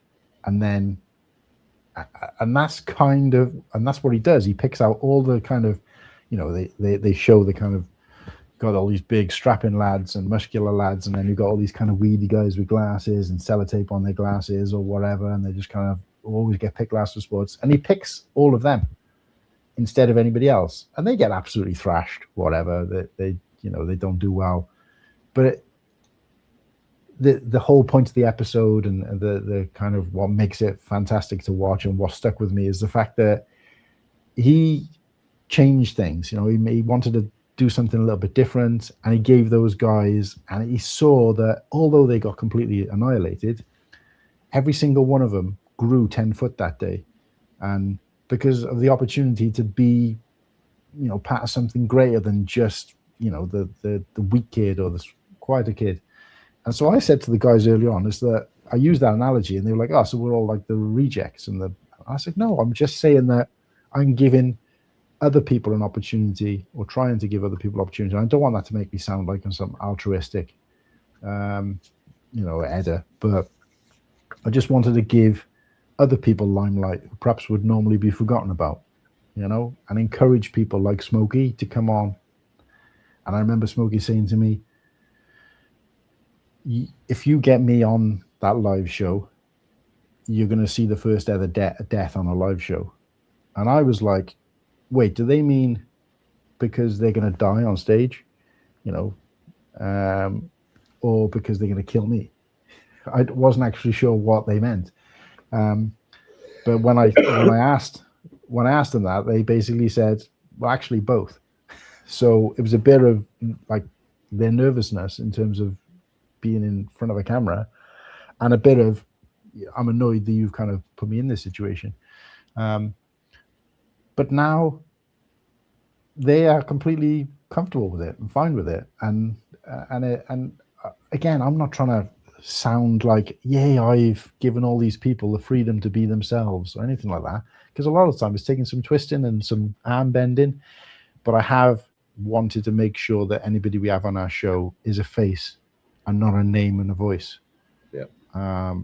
So I will use Magisto's workshop as an example. Now, maybe not worldwide, but Magisto is quite well known as around the UK, and in the kind of, if we're in the Star Wars circle of Lego, he's in the medieval castle, the castle guy, and he's quite prolific in that community. Quite big, he's got a big following. He does like some mocks, and he's a collector of old sets, and if you're kind of medieval, he's your Ryan or your Tyler, in terms of Star Wars. He's your kind of, so we got him on the show, and he'd only ever been a voice, and he'd always worn a beard if he'd been on a show, which wasn't very often, and dressed up as Magisto, i.e. the Lego character. But he decided to come on our show, and it was like, he came on with the beard and glasses, and immediately took him off and got to know us, and I was blown away by that, because it was his first time showing his face on a stream which wasn't even connected to his own community. It wasn't like he was doing it on his own live stream or anything like that, which he could have quite easily done and kept that for that purpose, but didn't. And that, that's just one example of something where I thought, yeah, this is what I want to be doing on this show. I want to be giving the unsung heroes an opportunity, giving the people who are in the chat the opportunity. And I'm perfectly aware of the fact that if you put everybody from the chat on screen, there's nobody in the chat. You know what I mean? So there is that. One or two at a time, right? Yeah. So, but it's just about giving these people an opportunity to showcase themselves and talk outside of the limits of 50 characters or whatever it is at a time. And I think the other reason that we started trying to do that and focus on that was because we'd had a lot of conversations with people who were going to Brickworld prior to Brickworld last year, where they'd said they're most nervous about the fact that they're going to go when people aren't going to know who they are or what, and they're going to kind of have to try and establish, well, actually, I'm the name, I'm the face behind that name, which, for a lot of us meeting for the first time, even if we'd seen each other on a dozen streams, it's still that, it's still that bit of, I wouldn't say animosity, but there's still that kind of, it's a bit awkward to start with, and you just kind of, you've seen each other behind a screen, you've gotten to know each other, but it's different when you're in person, and it takes a while to kind of warm to a person. But then if that person's never actually been seen, they've never had a face, they've never had a voice, they've just had words and a symbol or an icon or a logo or whatever it might be, then for them there's that extra level of anticipation and concern and whatever, and they just kind of step back. So that's why I said to the guys, well, in our hype about Brickworld, why don't we just try and get a few people on who've never, so we know who they are, what they look like prior to that. And I can't remember who off the top of my head, but I think there was 2 or 3 people who we did that with in the run up to Brickworld. And afterwards, they reached out to me and said, I really appreciate that. Thank you. Because that helped. Because now people knew who I was going into there. Not because everybody in the world had seen our show, but because it gave them that confidence or that level of confidence, at least within a small group of people, even if it was just 5 or 6 people who would happen to be in the chat when they'd appeared on the show. Then that was their legway in, because they would go then and be like, oh, this is such and such, they're hanging around with such and such, that kind of thing. So it was a little bit of that. And again, that was something I'd always set out to do from day one. Give them the voice, give them a face. And we've done that, and we've carried on doing that. And that has become our kind of extended family now, if you know what I mean. And we're doing this stuff. So I'm going to feel like we've ticked a massive tick when we get Sarah on the show. Now, anybody else, any other show host would say, oh, we've got Duck Bricks on, we've got Ryan on. That's a huge achievement for the show. And I'd feel the same if I was them. But for me, a big achievement is having somebody go from not even a Star Wars or a fan, Star Wars or a Lego fan necessarily, casually appeared in some chat and has gone from that to being the featured guest, where we tailor our show around that person and what their passion is, when they'd probably never even, I don't even think Sarah had even bought a Lego set prior to coming watching our show. Really? And that for me is a full circle, and that's huge achievement. That's one big tick for me. And I hope if Sarah watches this back, she, appreciates what it is I'm trying to say here. But yeah, those are the kind of things that we get. And I say we, I'm talking for the lads here, but that we get that sense of achievement from, more than, ooh, we've got more subscribers. We're doing a service, Well, more subscribers means you get to put these new people in front of more people, right? Yeah, absolutely. And I think Liam is a perfect example of, and again, I keep saying this, and the way I'm talking is almost as if, I've reached the pinnacle of greatness and now I'm everybody else's influence. That obviously I don't think that way at all. And it is very difficult to talk about these things. I would never have done a show on myself or the channel about achievement, success, because it's hard for me to do that. It's different when you're on somebody else's, because they're looking at it from an outside point of view. So you have to kind of take what their opinion is of it. But I'm not here blowing smoke up my own ass and saying, "Well, this is what I've done. This is what you should do."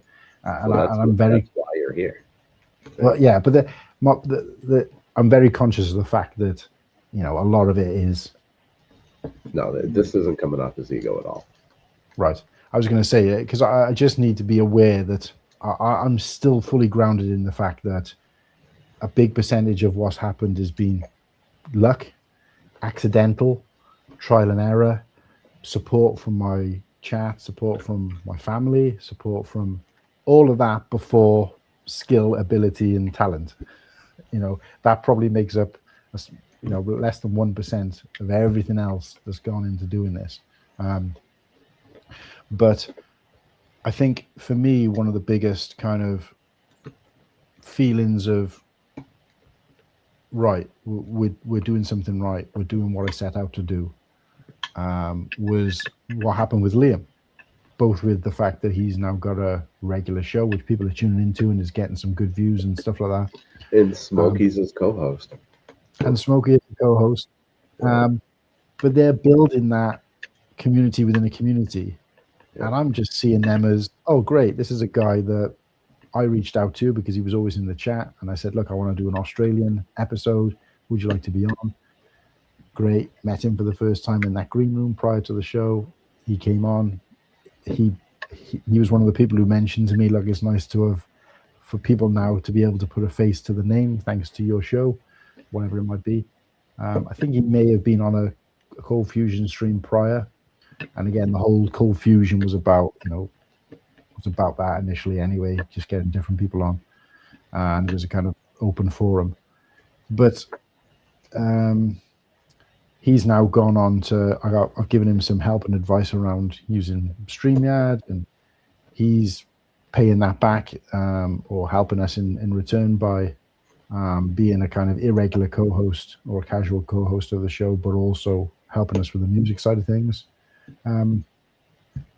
but just the fact that he's, you know, building his own kind of community, which I consider as his community that he's building now. But he recently did an episode, and he released a piece of music specifically for the show, and he's saying that I want to start doing this show for UK people to be suitable for their time frame, which is a great thing to do. He's doing that's right. He did a show with Whittaky. Was it last week? Yeah, Whittaky and Sarah was on, and Nimble was on. I think Slurpee might have popped on. I was on there for a bit. So he was doing it for you. But he created a piece of music specifically for that. And then he sent me the piece of music, even though at this point I hadn't said that I was going to be able to pop on. And in the music, the lyrics are something, I can't remember exactly what the words are, but it's something along the lines of Liam Brick the Bread stream for the UK guys, part of the Cool Hand family, or something like that. And I'm thinking, wait, does he feel as if he's an offshoot of our show, channel, whatever you want to say it? Because that's like, if that is the case, which I'm assuming from everything I'm seeing, that's like a really nice feeling, like that he feels as if he's an offshoot or a kind of sub, and I don't think of it like that at all. I just thought I've given some guys some advice, just like I took some advice, and now he's doing his own thing. I don't even think of it as, oh, that bird, he's flown the nest and he's, you know, I don't think of it as that. I just think I've helped some guy do something that I needed help doing a year or so ago. I'm just paying it forward. But he sees it as, you know, he's a kind of offshoot of our channel, and which I'll take that. I'm more than happy to be that person. But it does feel, that did feel great just hearing that. And even if that's not what he meant by it, even if he just put that in because, you know, whatever, but he's creating something for his channel. The reference is our channel, our community. So I thought that was pretty cool. I really enjoyed that. And it kind of reminded me a little bit of when we first started out and people used to say, oh, are you the UK ACOB? And I was like, oh no, we're the UKS. But I'm happy to say that we are kind of, you know, born from what they created to some degree. Yeah. Because I'm not afraid to say that we took some influence from what they were doing. Like I've said, you know, like I said earlier on, but if Liam kind of feels a similar way about what we've done on our show or the channel or whatever, then that's really inspiring, you know, in return. So yeah, that kind of thing is what keeps me going. Even if it's just in my own head, like even if I'm just kind of making a lot of that up and it's not actually as excited as I'm making it sound, it's still nice to see. Oh, you ringing bells? Yeah, no, I have to be careful with my feet under here because this table has got like, I don't know what kind of metal there is. I guess it's hollow metal, like the big thick legs of this table. But of course, when you hit one, it's like hitting a bell because it just rings out. So and then you have to touch the metal again to stop. Yeah, it's like. Yeah, actually, on that note, it's we should probably call it here. It's 11 here, so it's oh my god over there. Yeah, 4 o'clock in the morning. Yeah, I need to get some sleep. Yeah, you know, I it just goes to show how much I could probably talk my own self to sleep, because I remember looking at the time and thinking, oh, it's not even been an hour yet. But you know, obviously I know I got carried away, but I also know from conversations with you and being on this show before that you prefer the throw in a question now and then and let them run away with it. Yep. I know you prefer that. So I didn't feel as bad kind of spending 90% of the show talking about myself or talking about anything. But was there any sort of questions or anything that we perhaps didn't cover? I don't think so. I think we kind of went through it all. It's we covered the bases pretty good there. Now for a little plug for you at the end here, your membership tiers, they were all pretty easy, right? It was like a buck and $2 and 5 or 6 or somewhere in there. Is that what it was? No, it's literally just 2 tiers. Okay. I don't know what it computes to in US. I think it's the same actually. So effectively speaking, people in the US are getting a better deal because of the exchange rate. But 99 pence entry level, 199 second tier. Now I've said to the guys that I won't be changing the price. I don't think you can anyway, but I won't be changing the price of those 2 tiers. But I may potentially change. I may potentially change the content of those tiers in the fullness of time. But at the moment, I got no intention of doing that. But at the moment, I just want to be comfortable that we're putting something out at least semi-regularly for everything on there. And we did do a lot. We kind of put like, I think it was like, apart from the thing, you know, the emojis and the super chat, what it calls, sorry, the emojis and the loyalty badges, we put like 5 things in each. And the guys were sort of saying, well, that seems like quite a lot. And I'm like, yeah, but we don't have to do something for everything every week. As long as we're doing a little bit of it, I think that, like I've already said, I think that's all that's important. It's not like we've got to do a live show every Monday and a sneak peek every Tuesday. Do you know what I mean? Yeah, I think awesome. that's just too much. Hey, before I delete this comment, you want to read this last one in your head because it's actually kind of funny.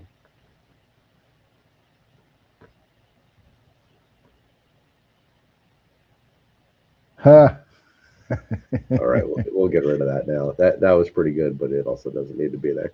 Do you know what? I would have read that out because it didn't. It took me about 6 times reading it before I realized what the. I knew it was one of those. I knew there was a hidden thing in there. I just couldn't get it by reading it out. I think I would have had to read it out loud to have got it, and then it would have been too late. But yeah. But no, yeah. So 2 levels. Okay. We always said we wanted to keep it cheap. Again, not comparison to what anybody else is doing. They can do what they like, and I think depends on value for money. It makes sense. Like, so some people have got like links to their merch, and I think if we were to do something like that, like if I spoke to Cody and said, let's do 10% off for membership on, you know, assuming he agreed to that, then I think we'd have to add an extra layer on, because I think at the moment, you know, there's a cost implication there, and it's the same with yourself. Yours, there's a cost implication involved in what you're offering, so therefore you kind of have to be a little bit more strategic with it. With us, it's just, you know, checking out more content. So we also included the 10% off of merch rolled in there too. Yeah. So I think when there's a cost implication, you've got to kind of pay that dividends or fill that gap or whatever it might be. So we got no intention of doing that at the moment. I just want to kind of get comfortable with what we got. But like I said, it is two stages at the moment. And again, you know, it's trying to keep people on board. You know, it's particularly the people who've been gifted. I want them to see that, yes, there's a variety of content. Yes, there's a variety of members-only things that have been, you know, slowly but surely being pushed out. But also there's a lot to come for that price. So, you know, do it the way you will. But like I said, we're never going to encourage people to make donations. If they feel like they want to help out the channel and they feel encouraged to do so, then yeah, gift some memberships, because I think that is a bigger potential in terms of long-term and future-proofing the channel and the memberships than anything else. So, and anybody will tell you with a good head on their shoulder that a slow, regular income is better than a, you know, every couple of weeks a chunk, you know. And again, I'm still not saying that in terms of I want my pockets lined regularly with small change than every couple of weeks somebody throwing a note my way. It's not in terms of earnings, it's in terms of investing in the channel, because if you're getting a regular small tiny income, then you can do more in terms of improving the channel with that than you can 50, then 3 weeks later 2, another 3 weeks later 10, so yes, for sure. Hey, Still Ghost is here. What's going on, man? What's happening, mate? How are you doing? All right, so for anyone who's watching now or in replay, if you are not subscribed to Coolhan for some reason, you should probably do that. I'm sure you've gathered that after 2 hours now. Link to his channel and his Instagram is in the description. If you're watching over on Coolhan's channel, then, well, that makes that real simple for you. Make sure you like everything. If you are not subscribed to the Brick Dynasty channel, we're easy to find. You can just search Brick Dynasty. Pretty basic since it's on the screen right now. And I think that's it for plugs. Did I miss anything? No, not that I know of. I did copy and paste your description into mine anyway, so I think all the if you add your links in there, they're there on my channel as well. But the one thing I will say though is, since me and you have been on this ride for quite a while, I know you've always been. I mean, you certainly started before us, so it makes sense that you're that much ahead. But it would be nice. Like, I think we're going to be hitting that finish line within a close proximity to each other. It doesn't really matter who gets there first as much, but it would be nice once we've both gone over that line to do something together again. Yeah, that'd be fun. We still talk about that show. I mean, I just like watching the intro to your show, because I'm like, I'm in that 3 times. Yeah. I'm in that more than anybody else. Yeah. But whether that's a good thing or a bad thing, I guess, I don't know. But we still talk about that show, that first collaboration we did with yourself and Saunders was on that one too. Saunders, yeah. Christ, I almost forgot the guy's name. Shout out to Saunders, but we still talk about that all the time. It still comes up in conversation. In fact, we're going to make that a sneak peek. We're going to. Exclusive sort of first here that we're going to make that clip of Whittaky when he was all painted blue. We're going to make that a super chat. So the plans are in motion for that. But we still talk about that all the time. It was one of the best ones we've done, and obviously, it's the main one for us in terms of us making a future connection, particularly with yourself.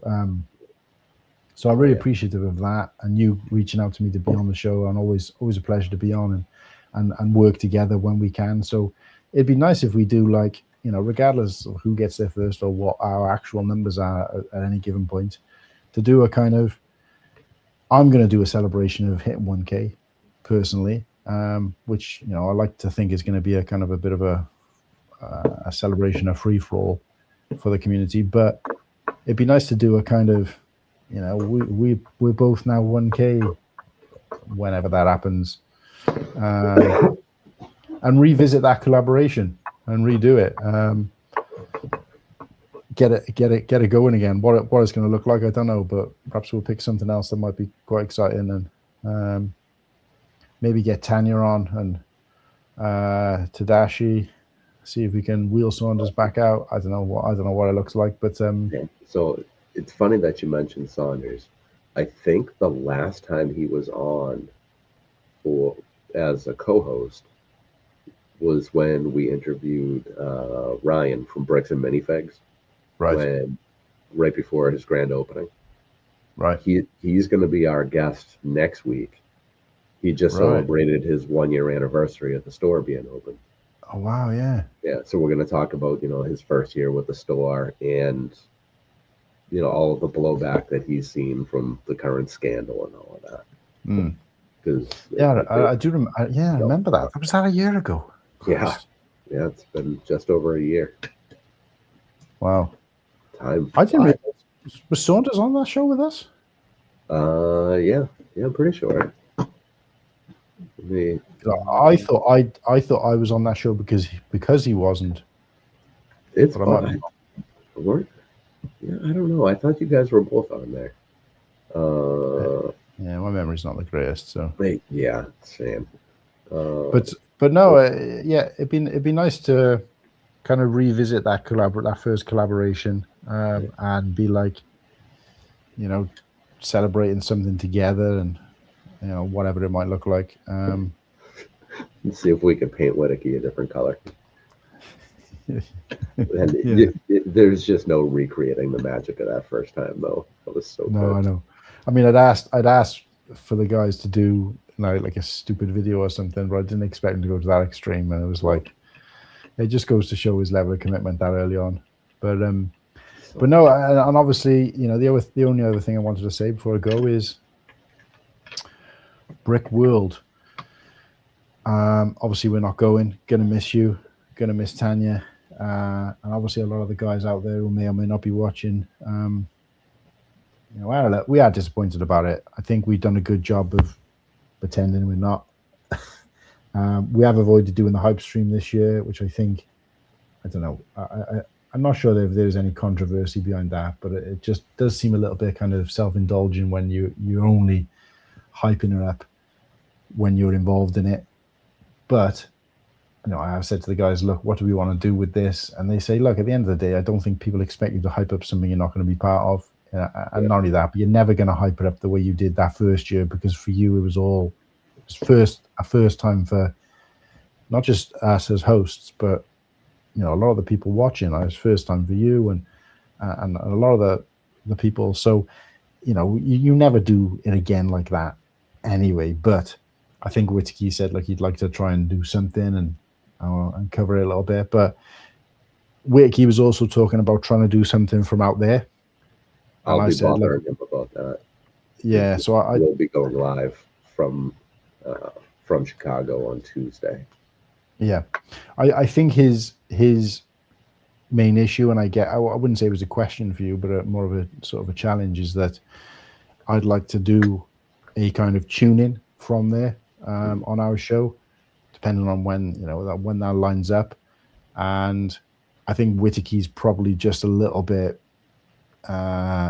tech deficient, scared when it comes to that. So it'd be nice if we could set up, I know the timeline is short now, but it'd be nice if we could set up something where there's somebody out there, whether it be yourself and Whittaky, or you, Liam, and Whittaky, or whatever it might be, where we have like a little contingent of people out there who kind of tune into the show and tell us what's going on. It doesn't have to be a full length show, because we'll be doing that from here anyway. But in terms of being like, right now over to our correspondent, our correspondents out in Brick World, and cover it a little bit that way, as opposed to doing the kind of the preemptive stuff. But I don't know what that looks like, because I know he hasn't got laptop and all that kind of stuff. Yeah, so I don't know. I'll have all of that gear with me. So so that would be 1 p.m. Chicago time on Sunday. I know you've gone. Did you go? Had you gone by that time last year? I left real early Sunday morning last year. This year we're doing Monday to Monday, so we'll still right. Yeah, well, we'll work something out. Obviously, I'm not expecting to put anything on paper now, but it might even just be support for Whittaky to do something. But we'll see. We'll see what happens. But no. Sad that we're not going, but looking forward to seeing everybody else have a fantastic time. We'll create a ruckus for you.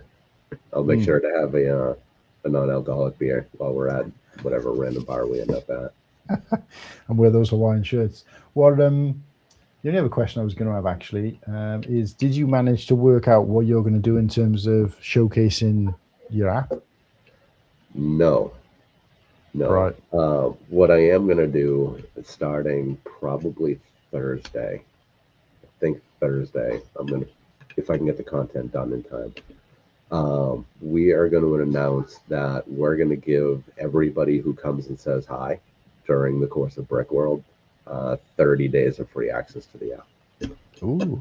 So all they have to do is just come over, find us, and say hello. That's it. That's the requirement, and we give them 30 days of free access. And when you say come over, and is that catching you while you're walking around, or have you got a? Did you manage to just secure? Find us while we're walking around.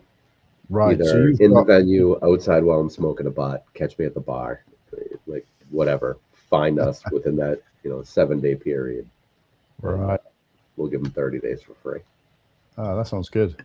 Well, if you create any sort of media for that, let me know and I'll showcase it as well where and when I can. Right on. I appreciate that. I know a lot of our community is going to be going there as well. It's mostly a shared community, so they already probably know you. But in case there's a few there lost in between, then yeah, definitely like to. And like I said, initially I remember saying to Kirsty, my biggest disappointment is that I would have liked to help Ken with his kind of launch or whatever it was going to look like. So part of me is, it's awful to say, but part of me is glad you didn't end up doing something like that, because not, from a selfish point of view, because I would have loved to have been involved and and I would have missed that opportunity to kind of, help support with it. But yeah, I guess, with something like that, it's not going away, is it? So you can always kind of go back to the drawing board and see how it goes. We ended up with a potential opportunity that was just so big. It was try to sink the money into promoting what we currently have, or really tighten up and try to take this massive leap, and it either works or we fall on our face at whatever. Yeah. But we're kind of in a holding pattern waiting for the giant leap. Right. And I didn't want to sink a ton of money in now when we have that coming up. So I can't talk too much about that just yet. No, that's fine. There are other people involved. Who's the nature of not having any money. But but yeah, so we'll see what happens. But we do want to get at least get it into a lot of people's hands. And because I'm not one to promote anything, and I am one to give everything away, that's typically how we do, Yeah. So lots of giveaways, shitloads of stickers. We have tiles this year, just little ones, just 2x4 tiles. I did see them, and I was tempted to reach out to Whittaky and say, if you're passing Ken and there's a tile up for grabs, see if you can grab me one. Yep. But if they're going to be linked to something, the app or whatever, then I'll of course use them there first. No, I can make sure you get a tile for sure. Yeah, I appreciate that. Put that back with them. All right, man. I gotta go take some medicine, and you gotta get some sleep. Yeah, I was gonna say I won't. Just to pre-warn you, I won't green room it. So when we close out, I'll close out if that's okay. Yep, absolutely.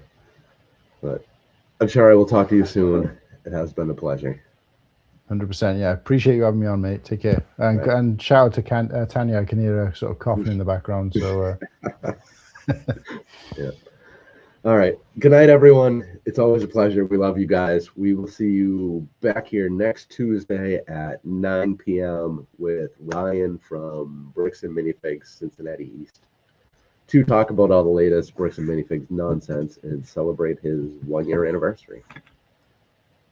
So until then, good night, everyone. See you later.